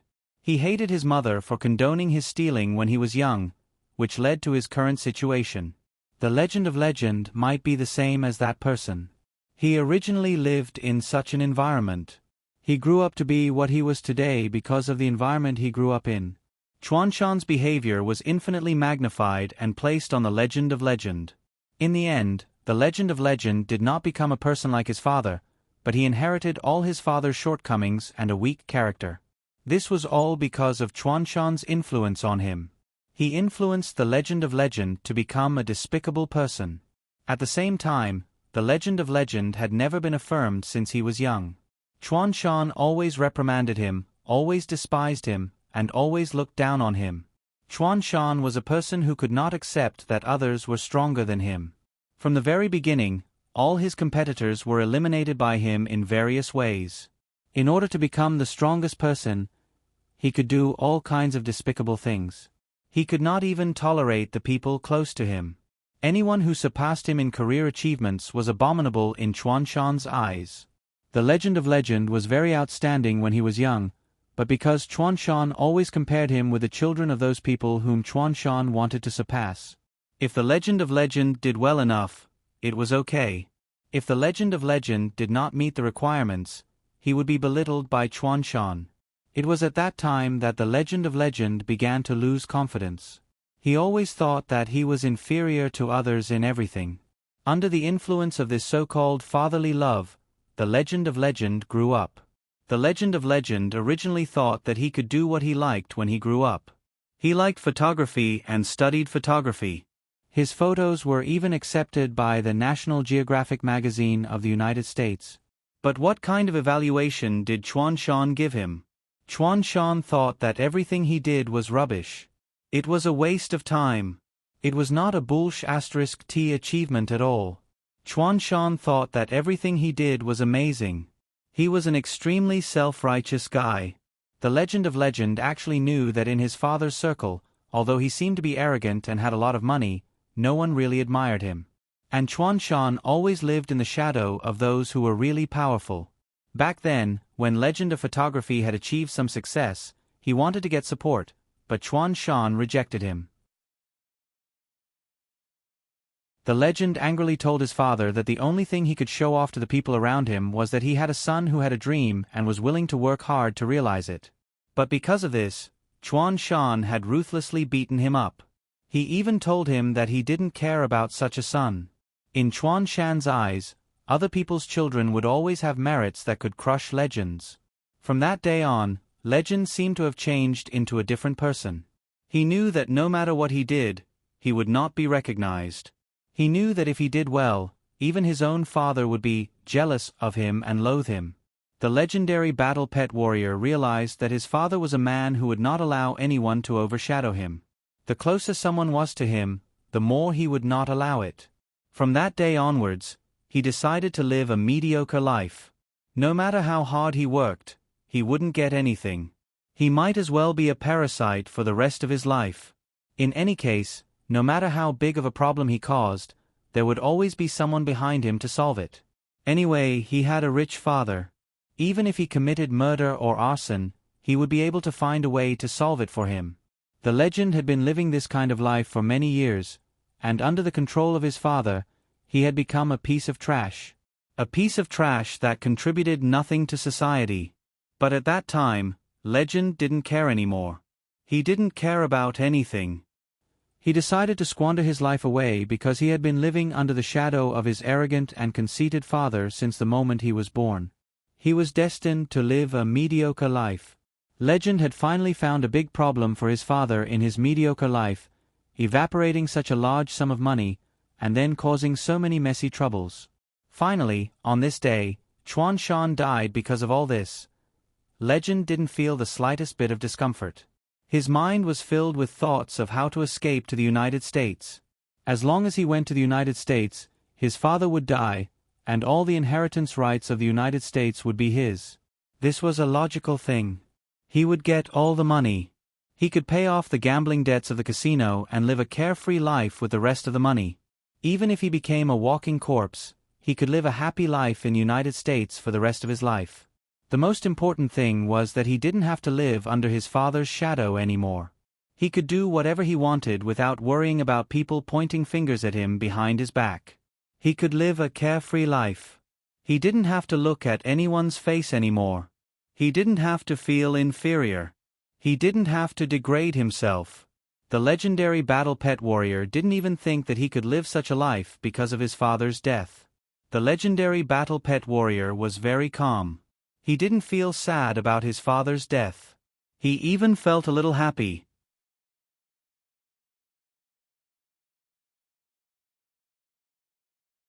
Chapter 37:44.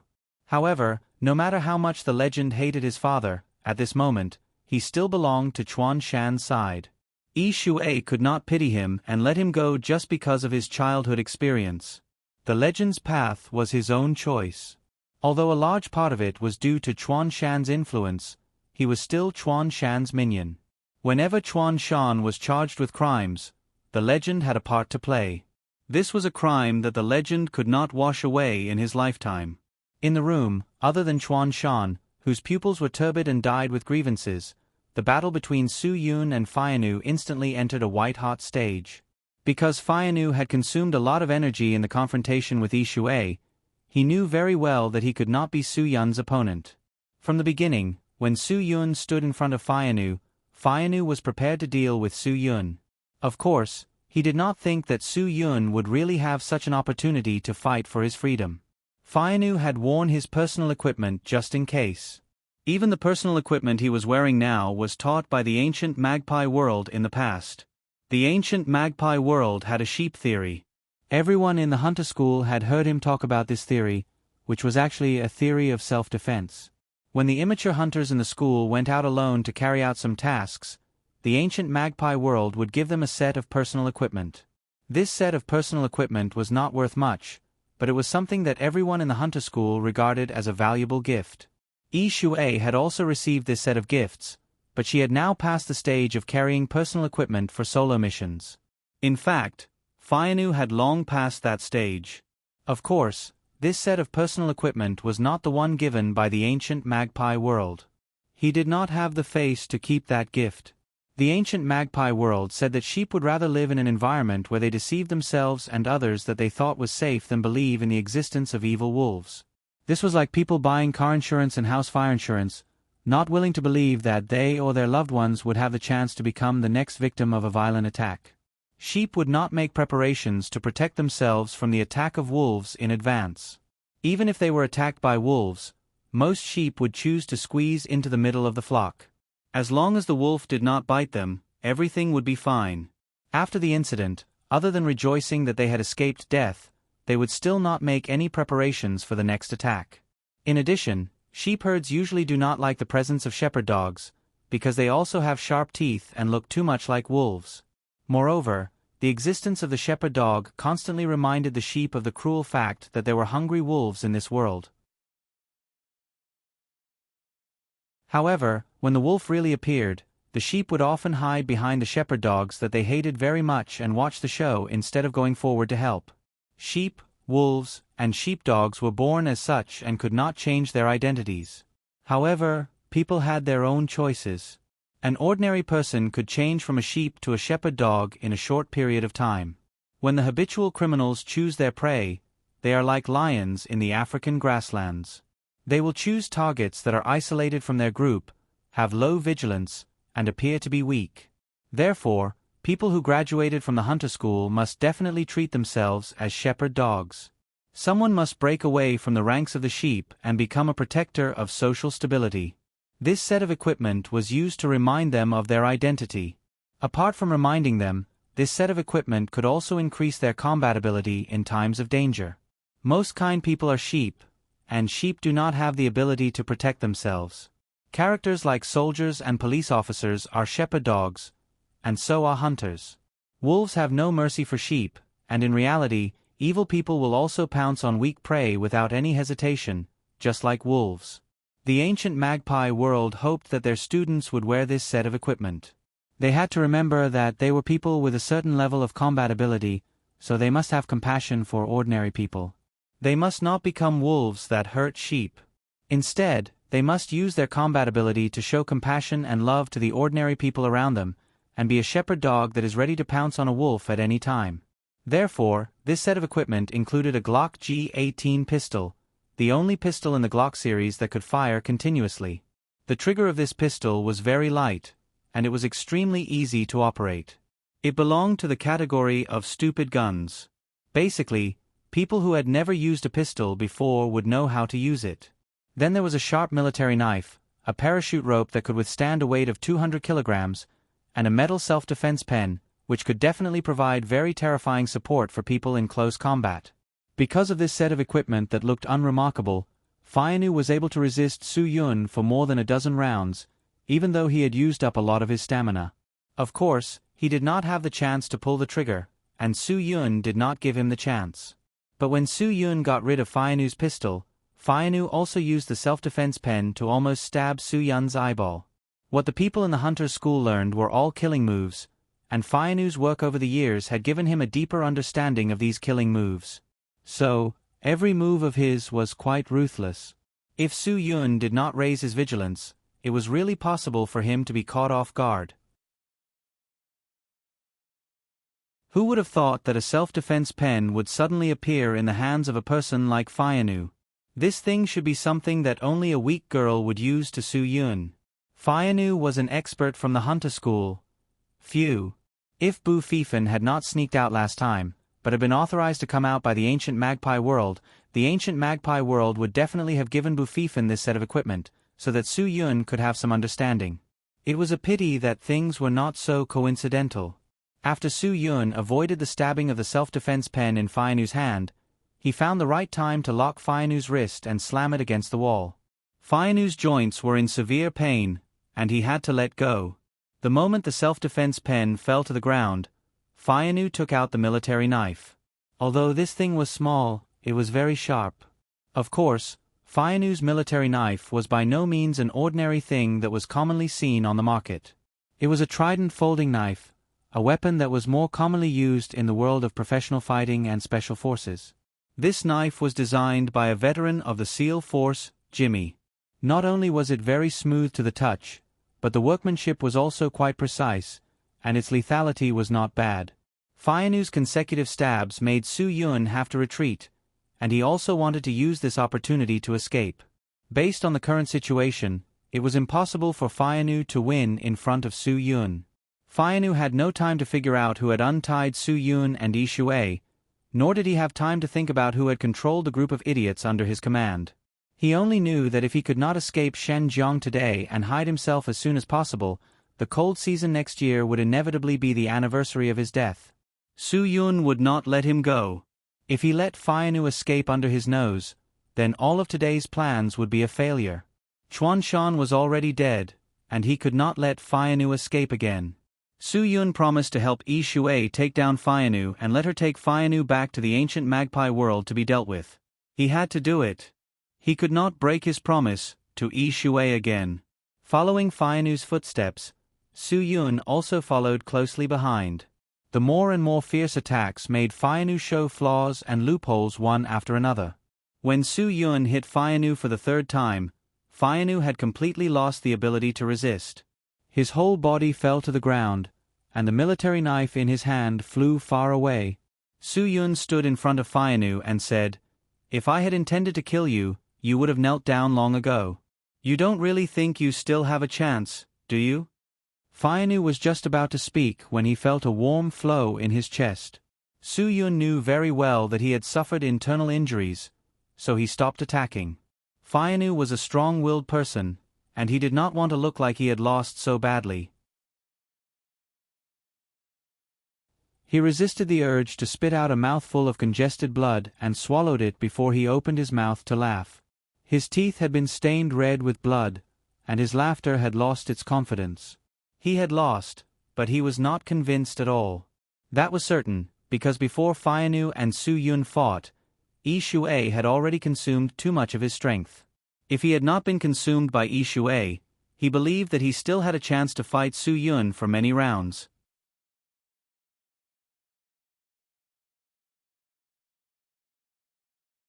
Chapter 37:45. Can you still have a sense of accomplishment when you win against someone like me? Fianu's tone was very disdainful. If we were to fight one-on-one, you might not be my opponent. Su Yun shrugged his shoulders and pretended to be confused. Weren't we fighting one-on-one just now? Did I sneak attack you? Or did I bring someone with me? After saying that, Su Yun looked to his side and said to himself, "There's no one. Do I have cataracts or do you have presbyopia? Don't say such useless things." Fianu snorted heavily. "You know that I have already consumed a lot of physical strength because of Yi Shui. Did I let you consume it?" Su Yun asked back. "You asked for it. It's not that I'm saying useless things. It's you who are not satisfied and talking nonsense with me." Fianu was not satisfied. He was not satisfied at all. He just thought that if he had not been exhausted by Yi Shui, he would have had a chance to fight against Su Yun. Whether or not this idea was his own wishful thinking, he would not admit that he would lose to Su Yun. "If the person I dealt with from the beginning was you, you wouldn't be standing in front of me now," Fianu said angrily. "Now you would be a dead man. You should really thank Yi Shui. If it weren't for Yi Shui, you wouldn't have won against me." "You can say whatever you want." Su Yun was too lazy to argue with him. "But now you'd better shut up and think about how to apologize when you see Headmaster Gu." Fianu suddenly frowned. "What do you mean?" "Nothing. You are a traitor of the Hunter School. It's a matter of course for Headmaster Gu to punish you," Su Yun said. "Do you think you can take me away from Hua Xia?" Fianu stared. Su Yun looked at Fianu with disdain. "Please, can you figure out your current situation? Now I can do whatever I want with you. Do you think you have the right to choose? This is Hua Xia." Fianu roared. "You can't just take me away. Who do you think you are? Do you have a valid Hua Xia visa?" "No." "Do you have a legal residence permit from Hua Xia?" "No." "Do you have Hua Xia's ID card?" "Su Yun, don't use this is Hua Xia as your shield. Do you think that just because you have a foreign identity and committed a crime in Hua Xia, you can use this identity to absolve yourself?" The criminal activities of foreigners in Hua Xia were extremely complicated. Not only did they involve domestic laws, but they also involved international laws and international treaties. As a result, the subject and object of the same case could be related to multiple nationalities, countries, and regions. Therefore, many foreigners felt that they had nothing to fear. Compared to Hua Xia citizens' criminal cases, the motives and types of crimes committed by foreigners were different. This was reflected in the fact that different countries' personnel violated different laws and regulations. Recognizing their characteristics and patterns is of practical significance in dealing with cases, treating them differently, and striking and preventing them in time. Foreigners committing crimes in Hua Xia, as a negative social phenomenon, had a certain particularity and should attract the attention of the Hua Xia police. This kind of situation was not only affected by the actual international political situation, but also by the impact of the imbalance of regional economic development. From the side, it reflected the level of internal economic development of a country, the construction of the legal system, and the cultural quality of its citizens had an inevitable internal connection with social development and other factors. Overall, with the international integration, domestic and foreign economic and political situation becoming more complicated, the number of crimes committed by foreigners in Hua Xia had increased and increased. However, when Hua Xia dealt with them, it was more complicated to consider, which gave these people a lot of opportunities to take advantage of. Fianu was not afraid of being arrested by Hua Xia, because once he was arrested by Hua Xia, he could file a variety of complaints and use the rules and forms to buy himself time. As long as he had time, he had plenty of opportunities to escape. However, it was different if he was taken to see the Gu Magpie world. As long as the Gu Magpie world stood in front of him, he had no possibility of escape at all. This was the biggest difference between the two. You don't have the right to take me away from Hua Xia. Faianu stared at Su Yun. At this time, he was talking about power with Su Yun? Then what right do you have to do evil in Hua Xia? Su Yun asked back, Faianu, I have seen a lot of people like you. I know you will use some of the rules in Hua Xia to find a chance for yourself to escape, so I won't give you this opportunity.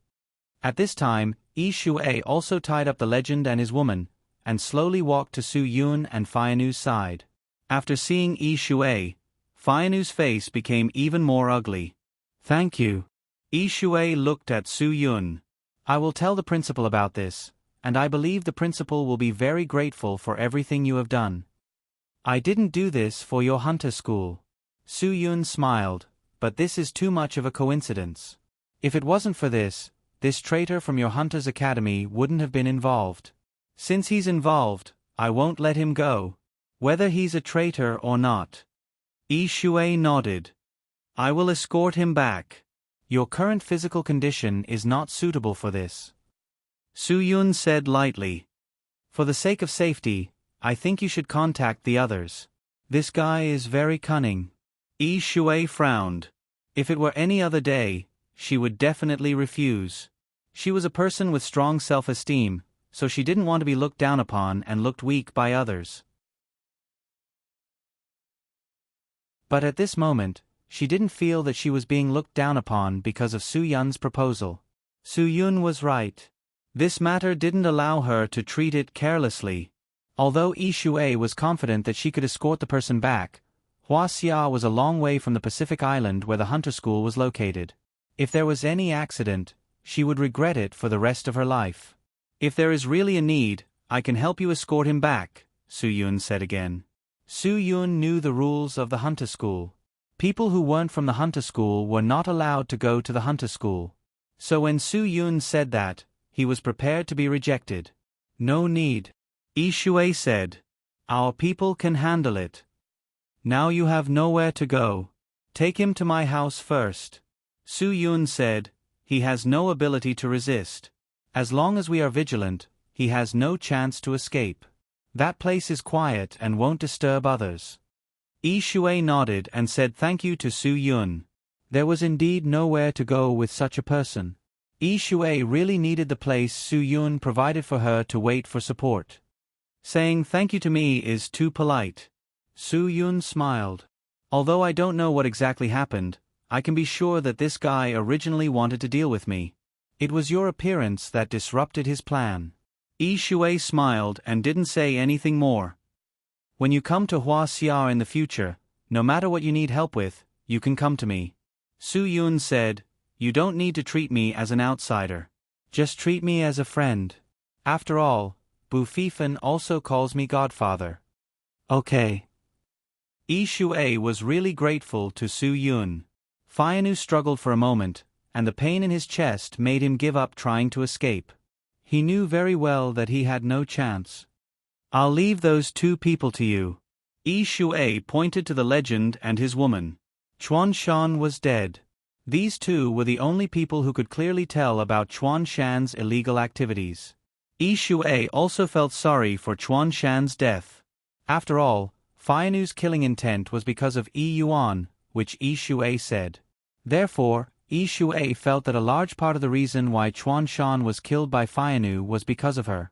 But things had already come to this point, and she had no remedial measures or means. It was meaningless to say sorry. The apology in her heart could only be understood by herself. You don't have to have any psychological pressure. Although Yi Shui didn't say anything, Su Yun could see the apology in her heart. This matter has nothing to do with you. Even if you didn't say that, Faianu wouldn't have let Chuan Shan go. Faianu sneered and looked at Su Yun's comfort with disdain. If it weren't for what Yi Shui said about Yi Yuan, and if Chuan Shan had nothing to do with Yi Yuan's current injury, Faianu really wouldn't have killed him. But Faianu wouldn't argue about this. Although Yi Shui and he were on opposite sides, he still regarded Yi Shui as one of his own.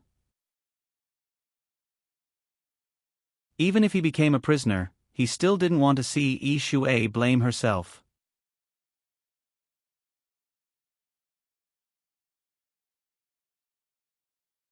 Chapter 3746.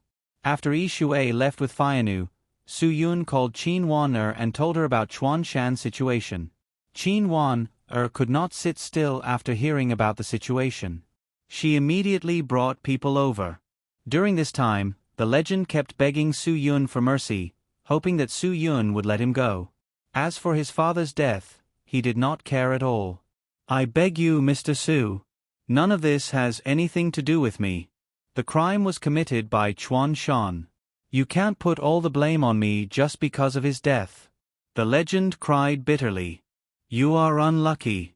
The son pays for his father's debts," Su Yun said.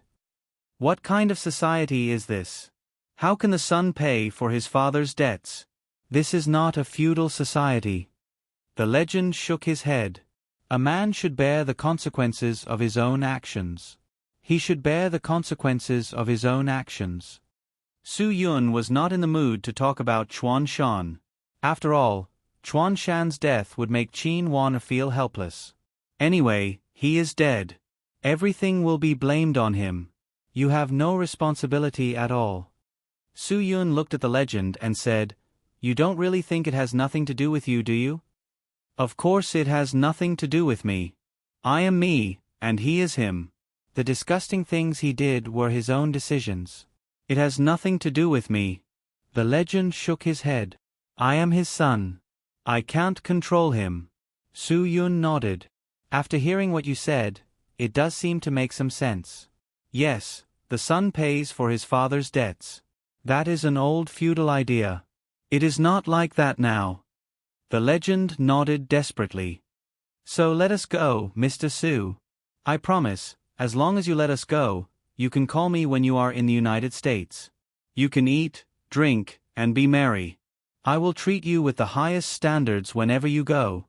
Su Yun sighed. "You said that the son pays for his father's debts. Is the son inheriting the father's business also a feudal idea? Is the son inheriting the father's wealth also a feudal idea? In that case, how can you still enjoy the wealth that Chuan Shan accumulated through illegal means?" The legend was speechless. "Since you don't want to take responsibility for the crimes he committed, then you shouldn't enjoy the wealth he amassed, right?" Su Yun said.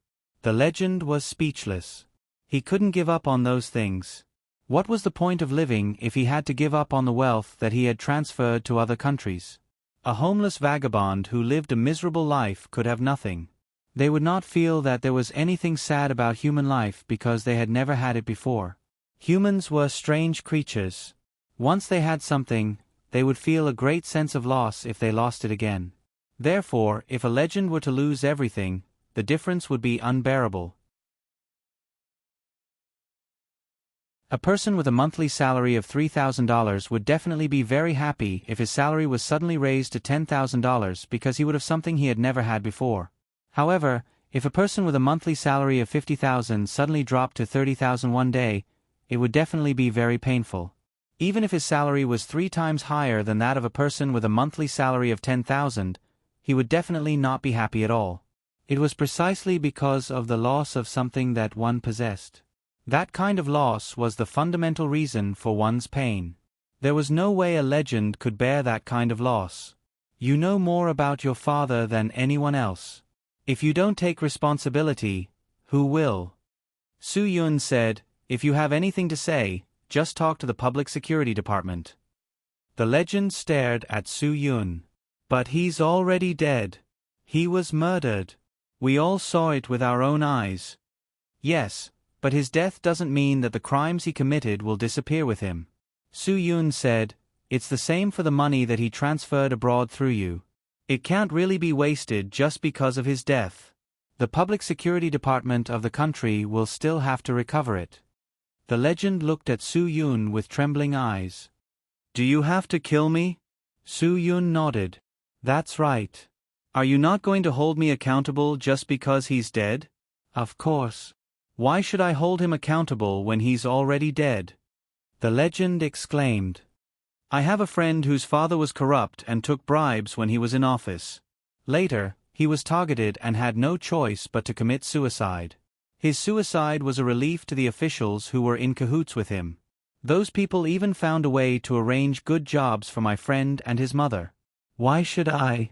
Why should I be killed? Because your situation is different. Your friend's job was arranged because if he wasn't, his family would have implicated those who were in cahoots with him. Su-yun smiled. You don't have that kind of treatment. If you let me go, I can also confess many people who were in cahoots with my father. The legend's eyes were bloodshot. Su-yun smiled. It's good that you have such a high ideological awareness. I thought that you would need to work for the Public Security Department. It seems that it's not that troublesome. You don't need to tell me that. You can tell the people in charge of your father's case when they come. I'll tell them? Then I can't leave. The legend shook his head frantically. If you let me go, I'll tell you. Su-yun sighed. He had thought that the legend had a high ideological awareness. It turned out that he wanted to exchange information for his safe departure. That's impossible. Not only do you have to confess, but you also have to bring back all the money that was transferred abroad. Only then can you be pardoned. But then I'll have nothing. The legend gnashed his teeth. Su-yun thought for a moment and nodded. Yes, I'm afraid that no one will arrange a job for you. Then why should I tell them? I won't. The legend was furious. Su-yun, I'm telling you, you'd better let me go. Otherwise, we'll have a life and death struggle. Don't forget, there's still a large amount of my dirty money that I lost to you. Do you think you won't be implicated? I'll hand over all the money to the state. Don't worry about that. I'll also write a work report seriously. Su-yun smiled. Do you think I lack your money? I'm not like you. The legend had a headache. No. You won't do that. The legend shook his head. You're not a fool. You won't hand over all that money. It's precisely because I'm not a fool that I'll hand it over. Su-yun shook his head helplessly. This guy's outlook on life and values were really twisted. Su-yun could not imagine what kind of family he was living in.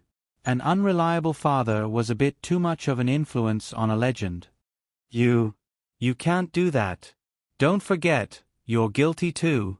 You let the people who killed my father go. I'll tell on you. The legend was furious. Yes, that's right. If you don't let me go, I'll tell on you. You won't be able to bear the consequences. What do you think you can tell on me? Su-yun said. I'm just an ordinary citizen who follows the law. A murderer escaped after killing someone. Is that something I can control? I'm not a member of the Public Security Bureau. Even if a murderer escapes in front of me, it won't be a dereliction of duty. He escaped in front of your eyes. The person who died is your father. Why didn't you catch him? The legend was speechless at Su-yun's words. Save it. Don't think about how to trick me. Think about how to protect yourself, Su-yun said. You're talking nonsense. You've already subdued the murderer. You're the one who let him go. You're an accomplice. The legend cried out. I acted bravely against the murderer. But the murderer was too cruel. I didn't beat him, let alone subdue him. Su-yun smiled. I can tell the Public Security Bureau that. They'll believe me, but they won't believe you. That's not fair. The legend roared hysterically. Su-yun's face slowly turned cold. Fair? How dare you talk to me about fairness? The legend was stunned. When you and your father were squandering your dirty money, the children left behind in the poor mountainous areas of Huaxia couldn't even afford a pair of cotton shoes in winter. Su-yun said, when you were squandering delicacies and gargling with bird's nest soup, there were poor families whose iron pots hadn't even touched oil. You're talking to me about fairness? The legend felt anger from Su-yun, so he didn't dare to yell anymore. He knew what Su-yun could do, not to mention that there were no police officers at the scene.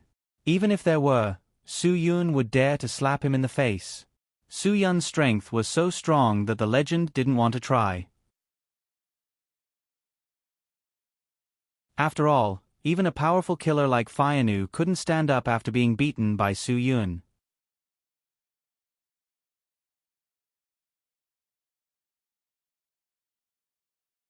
Chapter 37:47. What do you think is unfair? Su Yun stepped forward and pulled up the legend's collar. How much is your tie? Hermes. Hee, the cheapest one is at least 1,000, right? But yours is different. It has a private high-end custom-made logo. Tens of thousands? Or hundreds of thousands? The legend didn't dare to say anything in the face of Su Yun's questioning. Indeed, his tie was enough for an ordinary civil servant to earn for a year. If he added the diamond-studded tie clip, it would take an ordinary civil servant 5 years to earn enough. How much is your shirt? Su Yun sneered and looked down at the legend's belt. I seem to have seen this belt in the Hermes store in the casino in Australia. 230,000, right? Am I right? The legend kept swallowing his saliva under Su Yun's interrogation. Although he was down and out to this extent, the clothes, shoes, and accessories he was wearing added up to nearly 2 million yuan. The Vacheron Constantin watch on his wrist cost more than 800,000. Damn it! The legend didn't dare to breathe loudly under Su Yun's interrogation. He was indeed not qualified to complain about unfairness.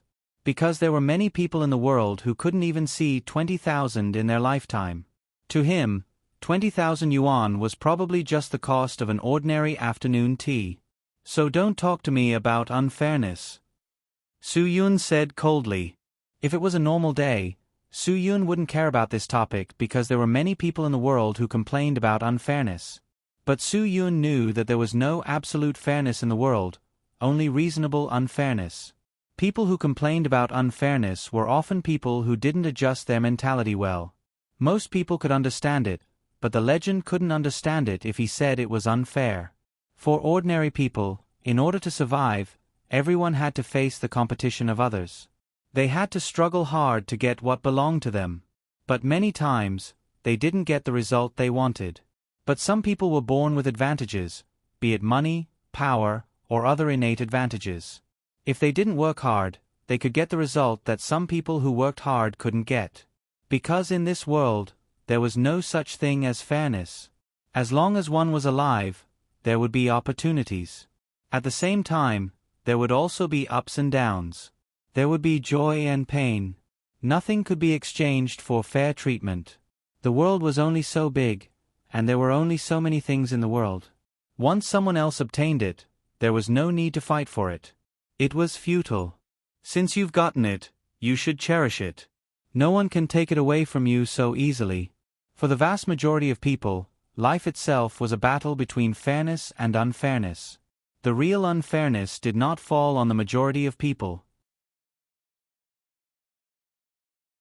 There would always be people who were more miserable than the living, and there would always be things that were more unfair than what happened to the living. Those who had a chance to survive in this world were much more fair than those who didn't. Today, I will let you know what fairness is. Su Yun threw the legend of legends to the ground. Everything you have gained through unfair means will be for naught. This is the fairness you will face. The legend of legends slumped on the ground. He knew that everything Su Yun said was about to happen to him. In that case, the legend of legends could only let it happen to him. The siren of a police car came from not far away. The legend of legends knew that there was nothing he could do to get out of this situation. The legend of legends woman had been silent all this time. When she saw the police car, she couldn't help but become agitated. Because of your and your father's stupidity, everything has been ruined. Shut up. You damned bitch. Do you think I would have married you if it weren't for your father's power and connections? The legend of legends had nothing to worry about. If it weren't for your father's usefulness to our family, why would you marry me? Marrying you was the biggest mistake of my life. The woman also shed all pretense of cordiality. I should have known that your family would be in trouble sooner or later. If your father hadn't set a trap for my father and shamelessly made so many damn demands, do you think my father would have colluded with your heirs? Don't make your father sound so noble. Let me tell you, your father isn't a good man either. The legend of legends also scolded. Don't flatter yourself. Your whole family is also a bunch of money-grubbing dogs. Su Yun could tell that their parents were jackals of the same tribe. The Legend of Legends would probably be happy to tell him about the collusion between his father-in-law and his father. Let me tell you, Legend of Legends. If you still have a conscience, don't say things you shouldn't say. The woman glared at the Legend of Legends. Don't forget who is the only person in the world who can get us out of here. The Legend of Legends snorted. Do you think I'll believe your nonsense? Your father always looks at me with disgust when he sees me. Humph. He hates me when he sees me in the club? What's the difference between him and me? Could it be that only an old thing like him is allowed to have fun, but I am not allowed to relax? Shut up. I'm telling you, I'll tell the police everything about your family. If my family is ruined, your family won't have it easy either. The Legend of Legends threatened. If you don't talk nonsense, we still have a chance to get out. Let me tell you, if my family is ruined, you'll have no one to rely on. The woman was scared. She knew that the Legend of Legends had always been an impulsive man. The Legend of Legends burst into laughter. Your family only cares about you. Even if I don't sell what your father did, he will force you to divorce me after he gets me out of here. By then, I'll still have nothing. I don't care. I don't *king care. If we die together. Legend of Legends. You're not a human being. The woman roared. There was indeed no love between her and the Legend of Legends. The union of the two of them was the union of two families. The two families cooperated in the common business of illegal money. In order to have 100% trust between them, the children of the two families were united. In this way, they would be like grasshoppers on a rope, a kidney on a skewer. The trust between the two sides would reach an unprecedented level. It would be a great help for the development of the two families' business. However, although there was a strong interest between the two families, there was no love between them at all. Therefore, the Legend of Legends didn't care about his wife or his wife's family. He couldn't stand the fact that the grasshopper in his family was blown up while the other grasshopper was still alive. No, absolutely not. If you dare to betray my family, I won't let you go even if I become a ghost. The woman said to the Legend of Legends fiercely. The Legend of Legendary laughed hopelessly. Well, I'm looking forward to you becoming a ghost first. Ha ha ha. That's right. You're all sanctimonious. You'll all become ghosts. You'll all go to hell. Ha ha ha. At this moment, the Legend of Legends mentality had started to change. The police cars surrounded them. Qin Wan got out of the car and rushed to Su Yun. Some people started to block the scene. Some workers went in to check Chuan Shan's body. Then, some policemen took the Legend of Legends and the woman into the police car. Everything was going on step by step. However, the woman's hysterical roar and the Legend of Legends' perverted laughter never stopped. What the hell is going on? Why did that person kill Chuan Shan? It was really a pity for Qin Wan. How deep and how wide was the foundation of Chuan Shan? It was difficult to continue investigating. How could Qin Wan not be depressed? I didn't expect Fianu to suddenly have the intention to kill. Everything happened so suddenly that I couldn't stop it in time, Su Yun explained. Qin Wan didn't blame Su Yun. She knew that Su Yun didn't want this to happen. Su Yun had always tried his best to help her. All this was an unexpected situation. In the face of an unexpected situation, no one could control it. Even Su Yun couldn't control everything in the palm of his hand. Only immortals could do that. It's really hard for you. Qin Wan sighed. Chuan Shan's death is really a pity. I thought. Forget it. Let's not talk about it. It has already happened. Let's think of another way. At least his son can know a lot of things we want to know. Yes, that guy should be easy to interrogate. Su Yun said indifferently, I reckon that the information we'll be able to obtain from him will definitely be more than you can imagine. Really? Qin Wan was stunned. I really don't dare to have too much hope.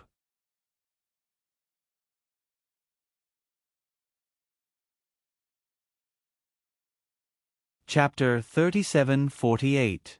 Legend was pushed into the police car by the police. He kept yelling that Su Yun was in cahoots with the murderer, and that he had let his father's murderer go. He yelled louder and louder. Man, you couldn't bear it anymore. She stepped forward and slapped Legend in front of everyone. What do you think this is? The police are handling a case. You'd better shut your mouth. Man, you hated this guy's insults to Su Yun. At least, she couldn't listen to it. After all, Su Yun was her idol. Su Yun saw Man Yu slapping Legend. He whispered to Qin Wan, you should remind her more. She shouldn't slap a rascal in public. In private? Qin Wan, smiled helplessly. Su Yun also smiled, you know. Okay, don't talk about these useless things. Qin Wan said, he said you let the murderer go. I don't believe it. But you still have to explain it to me. Even if you don't want to give the murderer to me, at least give me a reason that I can accept. There are people who are more suitable than you to punish him, Su Yun answered. No one is more suitable than the law to punish criminals. Qin Wan said lightly, this is Hua Xia. I have the most right to make judgments about the law. So you think the law is the fairest? Su Yun looked at Qin Wan. Qin Wan was stunned. Did she need to answer this question? Of course, she thought the law was the fairest. If the law was not fair, what was fair? The most basic principle of all the judicial organs in the country was to be fair and just. That was what Qin Wan learned on the first day of the police academy. If the judicial organ couldn't be fair and just, it would lose its value and meaning.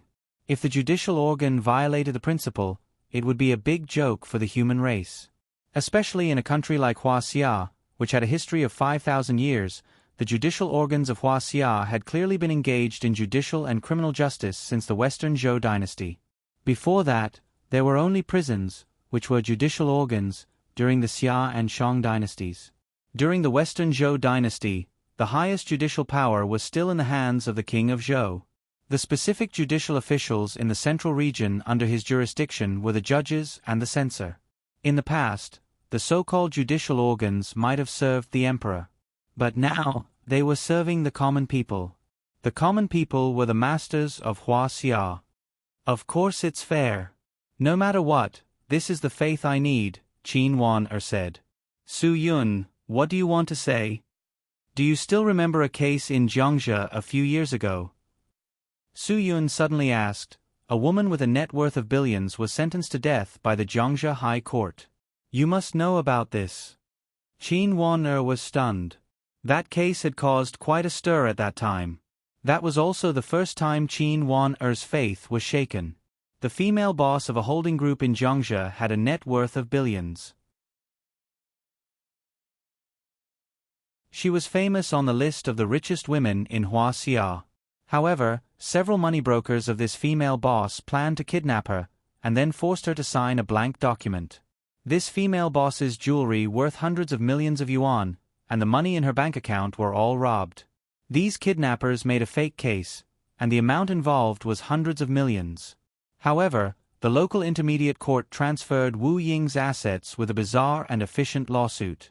2 years later, the local intermediate court sentenced the female boss to death for hiding a huge debt and illegally absorbing funds to defraud hundreds of millions.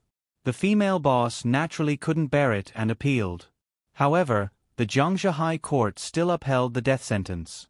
At that time, the key to the case was whether the funds borrowed by the female boss were used for normal business or for personal squandering. The biggest creditor of the female boss who borrowed hundreds of millions was also a big boss.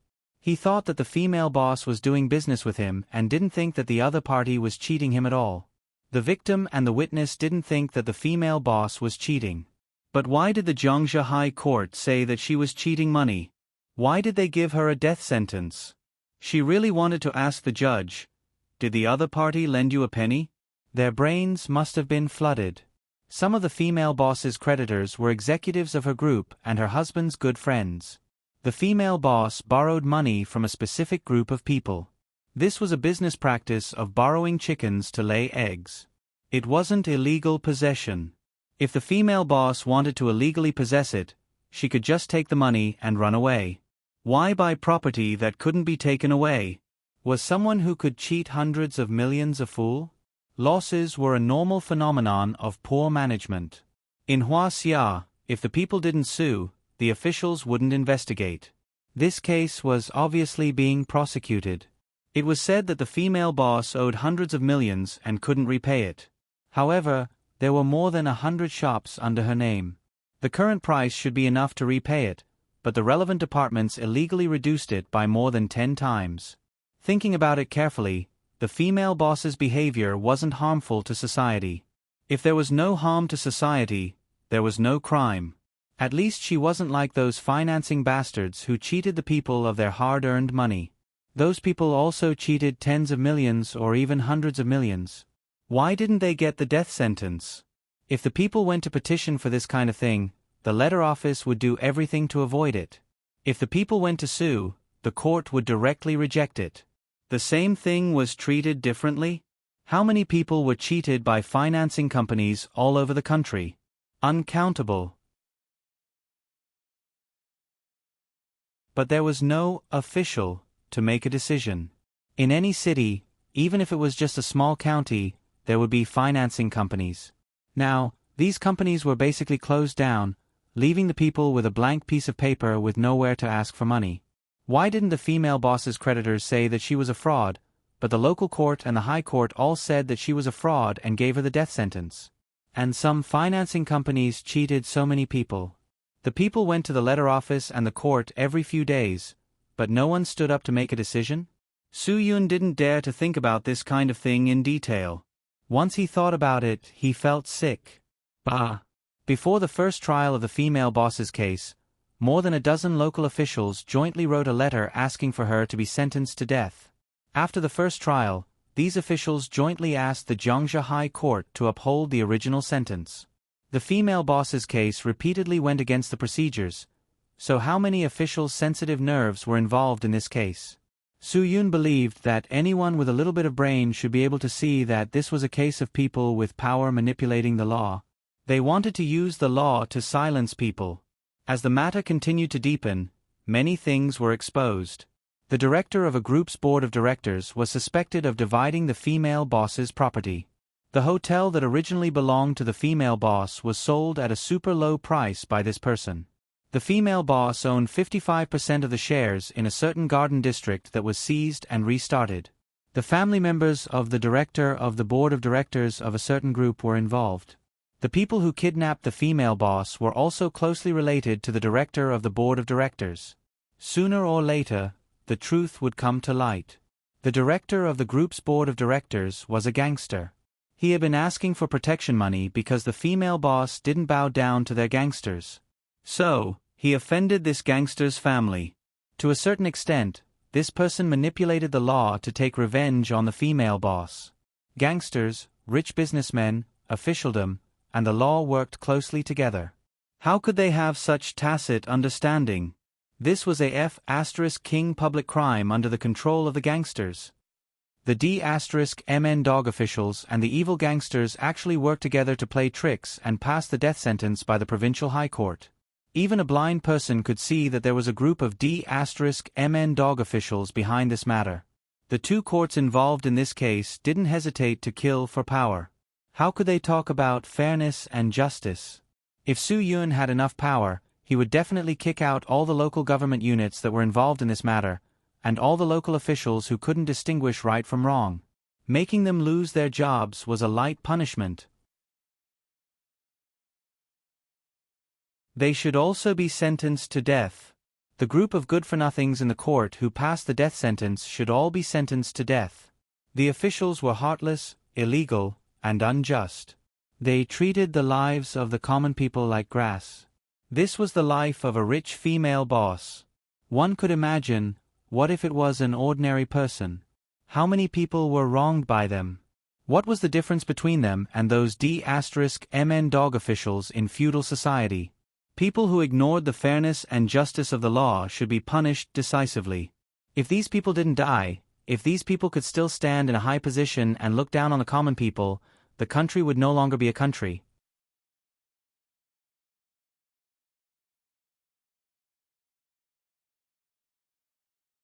Chapter 3749. Not to mention that Su Yun sometimes did not trust the judiciary.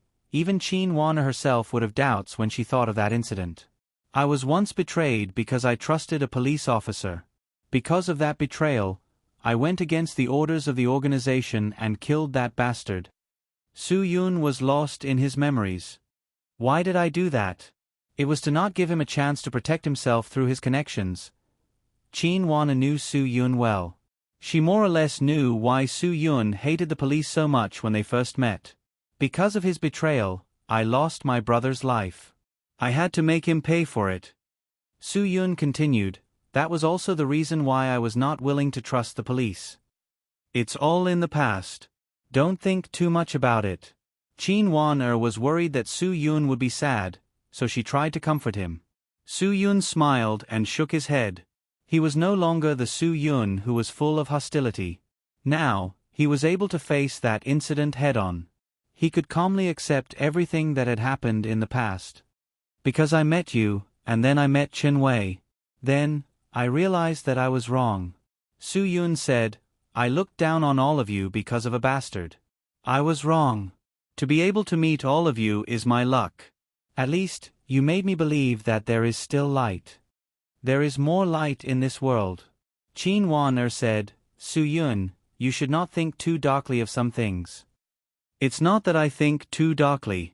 It's because I have experienced it. That's why I can think of it. Su Yun said, if these things had never happened to me, I wouldn't think it was dark at all. I would still think that the world is beautiful. I would still think that all the people around me are doing their best. But Su Yun really couldn't say it. But why did he always see those selfish bastards? Why did he always see those bastards who abused their power? Whether it was a tiger or a fly, Su Yun had seen too many of them. They were all devils wearing human skin masks. For the sake of power, some people could do unimaginable things. For the sake of money, some people could do unthinkable things. For the people? Ha ha. Su Yun sneered in his heart. He had seen thousands of officials, big and small, but in his heart, there were only a few who were truly born to serve the people. He could even say the names one by one. This was what Su Yun was truly heartbroken about. If one day, there were so many officials around him who worked for the people that he couldn't remember their names, Huaxia would definitely become the world's largest country. Whether it was culture, economy, or military, Huaxia would become number one in every aspect. If the officials did not care about the common people, all the prosperity of Huaxia would be fake. One after another, powerful people would crazily use their power to hide their personal gains. Then, they would send their women abroad to avoid everything. Huaxia's economy would never be truly strong. What an excellent people, what a hard-working people, what a law-abiding people. The people had never wronged the officials, and they supported everything unconditionally. Even if they ate gutter oil, drank poison milk powder, and injected fake vaccines, no one would hold banners demanding that the group of wastes responsible for drug and food safety be shot, right? Even if they drank polluted water and breathed toxic air every day, no one would hold banners demanding that the group of good-for-nothings responsible for environmental pollution be shot, right? Therefore, the people of Huaxia were the kindest lambs. It had already become like this, so what else did those bastards want? Did they have to slaughter the lambs and exchange them for money to fill their pockets before they were satisfied? I can't hand Fianu over to you, regardless of whether you will blame me or not, Su Yun said slowly again, because Fianu can get a real punishment in another place. There will be absolutely no accidents. Believe me, the law can also give him a real punishment. Qin Wan said. Su Yun shook his head. In fact, although today's result is not what I want, it is indeed what I am satisfied with. Fianu killed Chuan Shan, and naturally, someone will execute Fianu. None of them can escape. The punishment you want them to get, the law will give them. Qin Wan insisted on her belief. Even if she was disappointed, she couldn't despair. Su Yun didn't want to attack Qin Wan's belief, but at this time, he would feel uncomfortable if he didn't say something. Since ancient times, there are only three things that can control the judiciary: power, money, and dark forces. Su Yun said, Chuanshan has money, Faianu has dark forces, and behind this whole Chuanshan money laundering case, there must be power causing mischief. Qin Wan wanted to explain. But when these three things are gathered together, do you really dare to believe in the so-called fairness and justice? Su Yun said, I also want to believe, but I am afraid. Even if there is only a 1% chance that they can escape punishment, I can't accept it. The leaders and judges of the Shenzhen High Court are people with a sense of justice and a sense of mission. I have had contact with them, Qin Wan said. They are definitely not that kind of bastard vermin. Su Yun nodded. I believe in you and the people you are talking about. I also believe in upholding fairness and justice. People with the same beliefs as you will definitely want to solve this case well, but can you guarantee that there is not a single infidel? Qin Wan was stunned. In the whole big circle, there were bound to be such people. Just like any school had good students and bad students, any community had good people and bad people, and any city officials had clean people and corrupt people. What Su Yun was worried about was those bastards hiding in the dark. If they were given the slightest chance, they would be able to turn the situation upside down. Turning black into white, turning white into black, inverting right and wrong, not being able to distinguish between black and white, pointing at a deer as a horse. These were the skills that those bastards were good at. It was not that Su Yun was unwilling to gamble, and it was not that he did not want to give those who were fair a chance. Su Yun just did not want to give people like Chuan Shan a chance. Once this kind of person grasped at a life-saving straw, they would use all means to fight for it. Often, people would be dragged down by them at this time. Those who were dragged down would never be able to climb back up. Corruption and greed were like swamps. No one would stop being corrupt once, and no one would stop being greedy once. The swamp would make these people sink deeper and deeper, darker and darker. Chuan Shan is dead. Some people who were involved with him might be happy. Qin Wan sighed. His son's confession can only be used as a clue, not as evidence. Su Yun nodded. I also know the difference between Chuan Shan and his son on this case. However, where there is loss, there is gain. It's a blessing in disguise. Yes, it's a blessing in disguise. Perhaps this is a favorable breakthrough for my investigation of the whole case. Qin Wan suddenly realized something under Su Yun's reminder. Since I can't do it through Chuan Shan, I can use his in-laws as a breakthrough point. Su Yun nodded. The legend will give up all the things about his father-in-law's family. He is an impulsive person, and this can be used well. Qin Wan's heart suddenly became clear. She had not thought of using this point just now, and was frowning. Don't forget that all the assets that Chuan Shan transferred abroad can be brought back through the legend, Su Yun reminded her. I definitely won't forget this. Qin Wan nodded. This was not a small amount of money, but a large amount of money. Su Yun saw that there was no one around and said lightly, Don't ask me about Faianu. If you feel that your duty does not allow you to let him go, you can investigate me, but I will definitely get him out. You are really giving me a difficult problem. Qin Wan sighed. If there is nothing else, then I will go first. Su Yun was still worried about Faianu. Although Faianu had been seriously injured by him and was under control, Yi Shui had almost no energy to deal with the unexpected situation. So Su Yun wanted to rush back as soon as possible, so that he could rest assured. Qin Wan wanted to say something but stopped. In the end, she did not say anything and nodded to signal Su Yun to leave.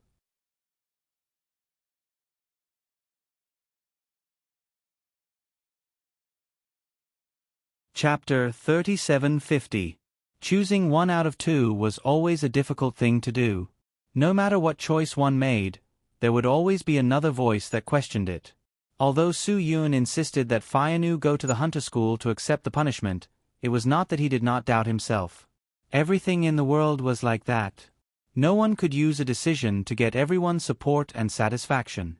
If Su Yun's decision was put on the internet for discussion, there would be countless trolls who would criticize him, saying that what he did was against principles, that he should not have done so, that he was sh*t stirrer, and that he was a trash bastard with no stance. But if Su Yun left Fianu to Hua Xia to be dealt with by the law, there would also be people who would stand up and criticize him, saying that he was a moral B***TCH, saying that he was a Virgin Mary B***TCH, and saying that he was a brainless B***starred who would not use normal thinking to consider the problem. In short, there would be some people who would oppose any approach. Some people would not say anything, but they would put themselves in Su Yun's shoes to understand him. These kinds of people were rational. As for those who had finally found a reason to make a fuss about this matter, they were just flaunting it for the sake of flaunting it, and flaunting it for the sake of flaunting it. Since people could be called people, it was because they had intelligence and the ability to understand. Without the ability to understand, how could one be called a person? A person who only lived in his own world, could he still be considered a person? He was afraid that he really could not be considered a person. Su Yun rushed back home. Yefela was sitting face to face with Yi Shui and Fianu in the living room. Looking at Yefela's expression, Su Yun could guess what she was thinking. Yefela was obviously a little surprised that Su Yun would do such a thing.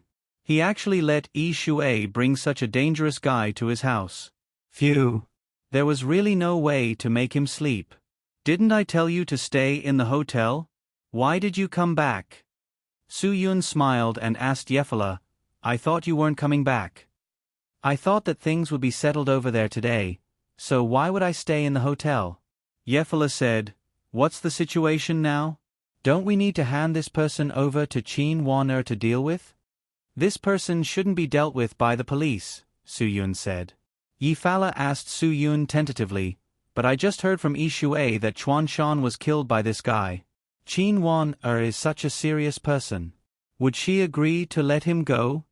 Of course, her principle is not to let him go, Su Yun laughed bitterly, but sometimes, people can't stick to their principles. Did I hear wrongly? Yefela smiled. You've learned how to be flexible? Don't think that Qin Wan-er's principles are stronger than yours. You are the one who likes to put principles first among all the people I know. Su Yun was stunned for a moment. Really? Can't you feel it? Yefara said, Sometimes, for the sake of your principles, you even make people think you're retarded. Has no one around you ever scolded you? I've never played with people who scold me. Of course, no one has scolded me before. Su Yun shook his head. Let me think. The people who scolded me are all dead, and they didn't have a good death. Yefara waved his hand and said, Don't talk nonsense. How did you become enlightened? I feel that I'm still a person with principles.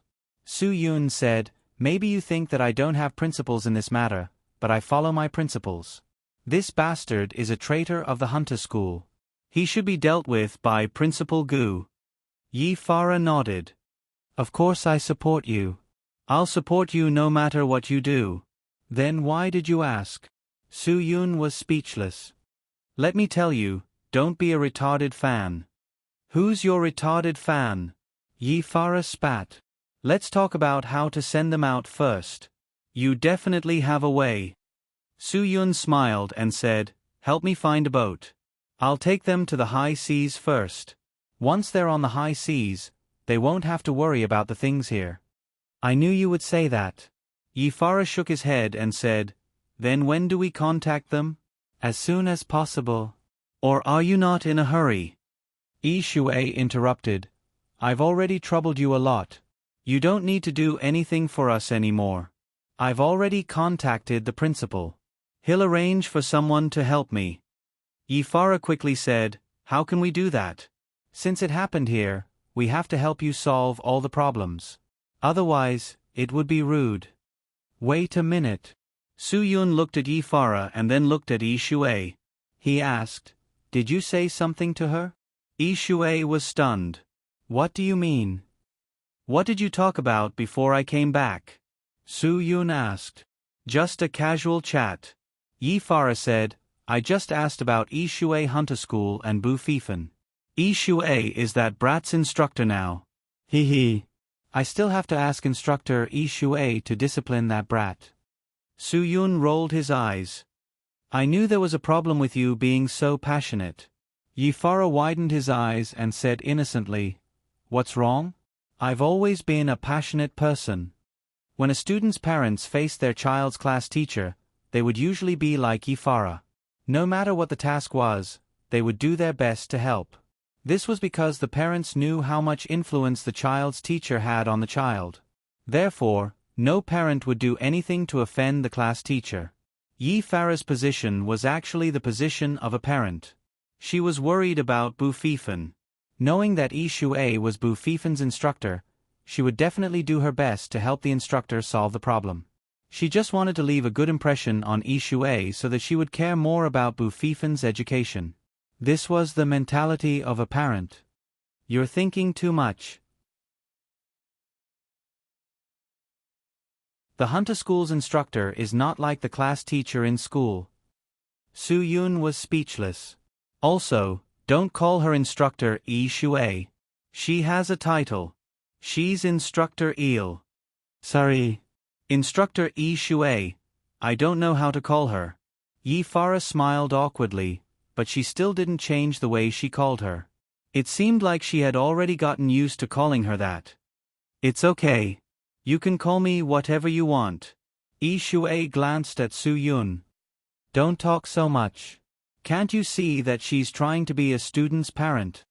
Su Yun smiled bitterly. It's all because of Bu Fifan. I know. I also understand CEO Ye's intentions. Yi Shui said, CEO Yi, don't worry. Bu Fifan's performance in school is very good. I will be strict with him and sincerely care for him. Please don't worry about that. Yifara nodded, his face full of expectation. With your words, I feel much more at ease. I have always been especially worried about that child. I don't know how that child is now. Seeing an instructor like you, my heart can more or less be at ease. Yi Shui smiled. Please don't worry. All right, I have one more request. Yifara said. But before Yifara could speak, Su Yun stopped. Don't treat Bu Fifan as a child, and don't treat the Hunter School as a normal school. Your request might be very important to you, but it's cliché for the Hunter School.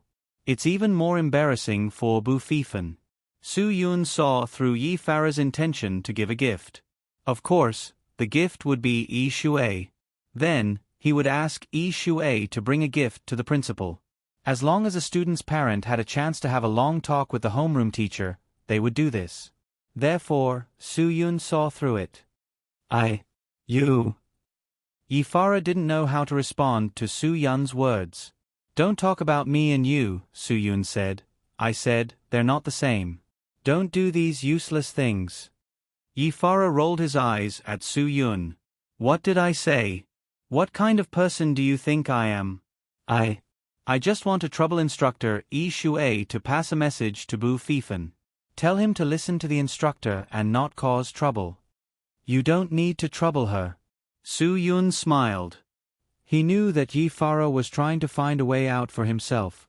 Don't worry. If you think you can't avoid it, then send some tea leaves. But you're tuning in to the Narrate and Escape YouTube channel. Don't forget to subscribe and join us on this journey to catch the most captivating stories.